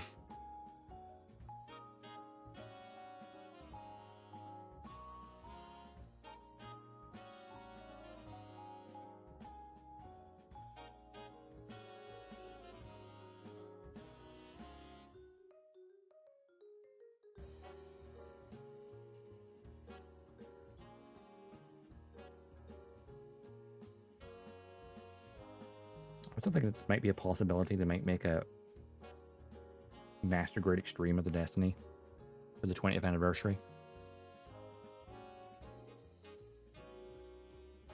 It would be a cool update to the thing, as well as like have the wings be the focal point, the extreme point, so you can have like fancy lights in it maybe.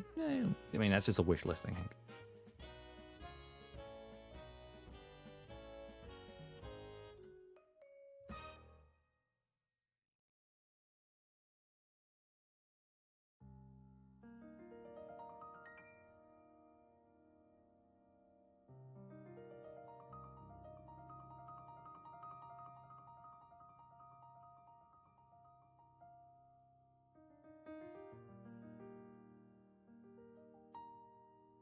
Ah, that might be it.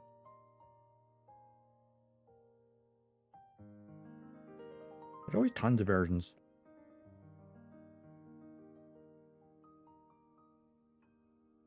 There'll be P Bandai version, and there'll be like a Gundam base version. The only thing I do find odd though is I know for the, I think it just came out recently. I think it's Gundam base exclusive.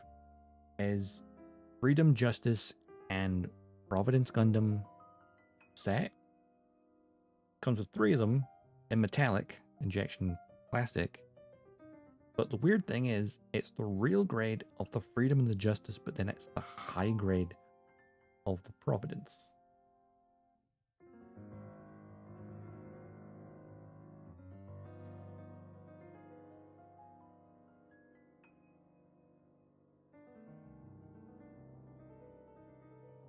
Doesn't make any sense. Why don't you just have all 3 high grades? The Providence doesn't have an RG yet. God, our real grade Providence would be really cool.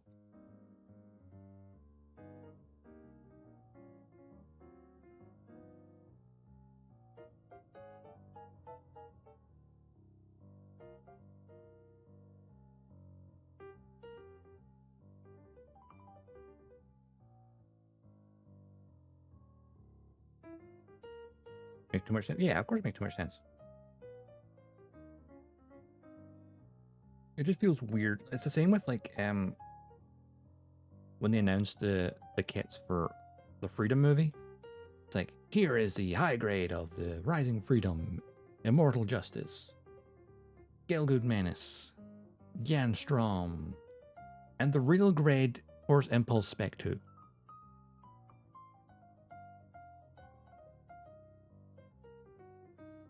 Eh? Why is that one a real grade? I mean, so just a recolor. That's like when it's a slightly darker tone. For the original release? It's strange. So notice the Force Impulse has not appeared in any of the trailers, despite it being a kit that they announced. And of course, there's a thing where like there's some promotional materials where it's like Kira in front of redacted mobile suit. And it's like, okay, yeah, Kira will switch out from the Rising Freedom to something else. You have a given, really. Alright. Honestly, if they were even planning a real grade Providence, why would they do that? Because they could have re-released it again. Or like have another version that was the real grade version. The same thing with the RG Strike Rouge, IS IWSP pack, which is the height. Wow, that's strange. It's just one of these where like, hey, we need a kit to fill in this gap. What, this? Okay, cool.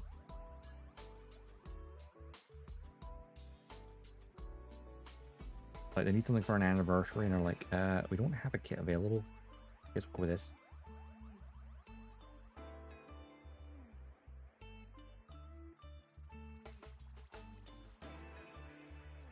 It's strange.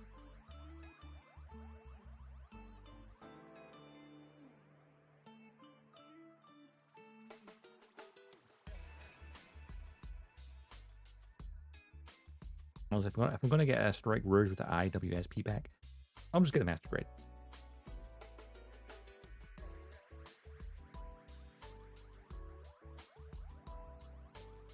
I wonder if they'll make an IWPS pack. Let's say the Otori Striker pack, I think that's the way to call it as well. As one of the entry grade option sets in the future. Because there is a Strike Rouge entry grade as well, so it's just a recolor. Oh, that sounds like the door, which means food has arrived just in time for me to get this finished.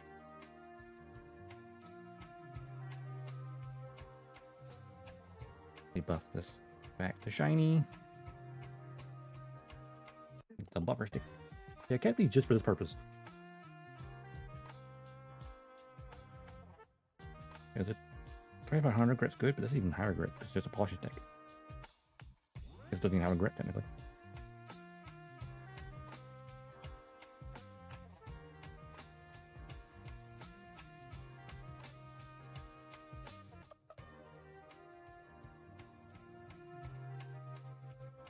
Mukbang? Nah.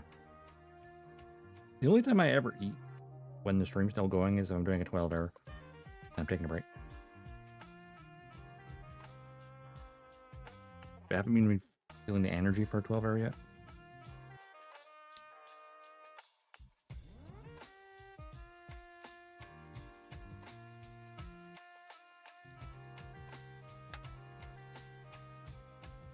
All right. No more stress marks. Hold on. All right, and then this part here goes into this bit here. Fill in this little gap. Which, oh, box.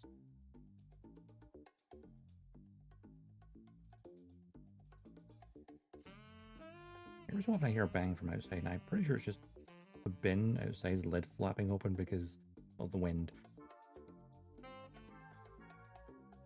Yeah, a bit windy. And slide the front on. Oop, that just fell off.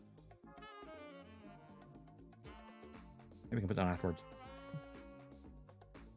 Actually, it might be better going afterwards.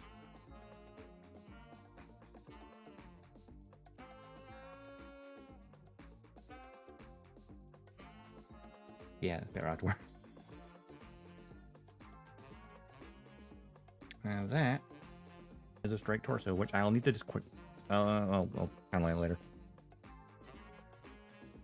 But for now, we are done. I'll go grab food. Then I'll pretty much I'm gonna grab food and I'll just panel it and then stick it together. But yeah.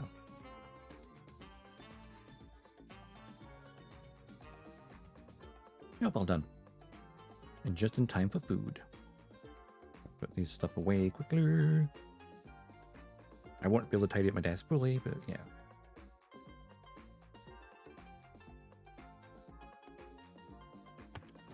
Nope. What? Closing over. Right. Let's prepare for a raid. Make it a quick one, shall we?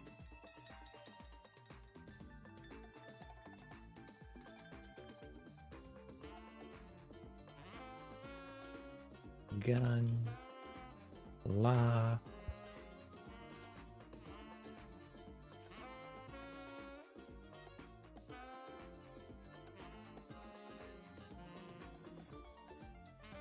Let's see, all the people streaming Gunpla, I know none of them.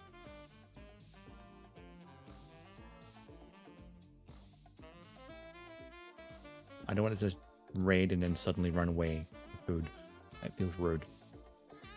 So, just not raid. Let's just not do that then. Right, I'm gonna wrap it up super quickly. Boom. Screen.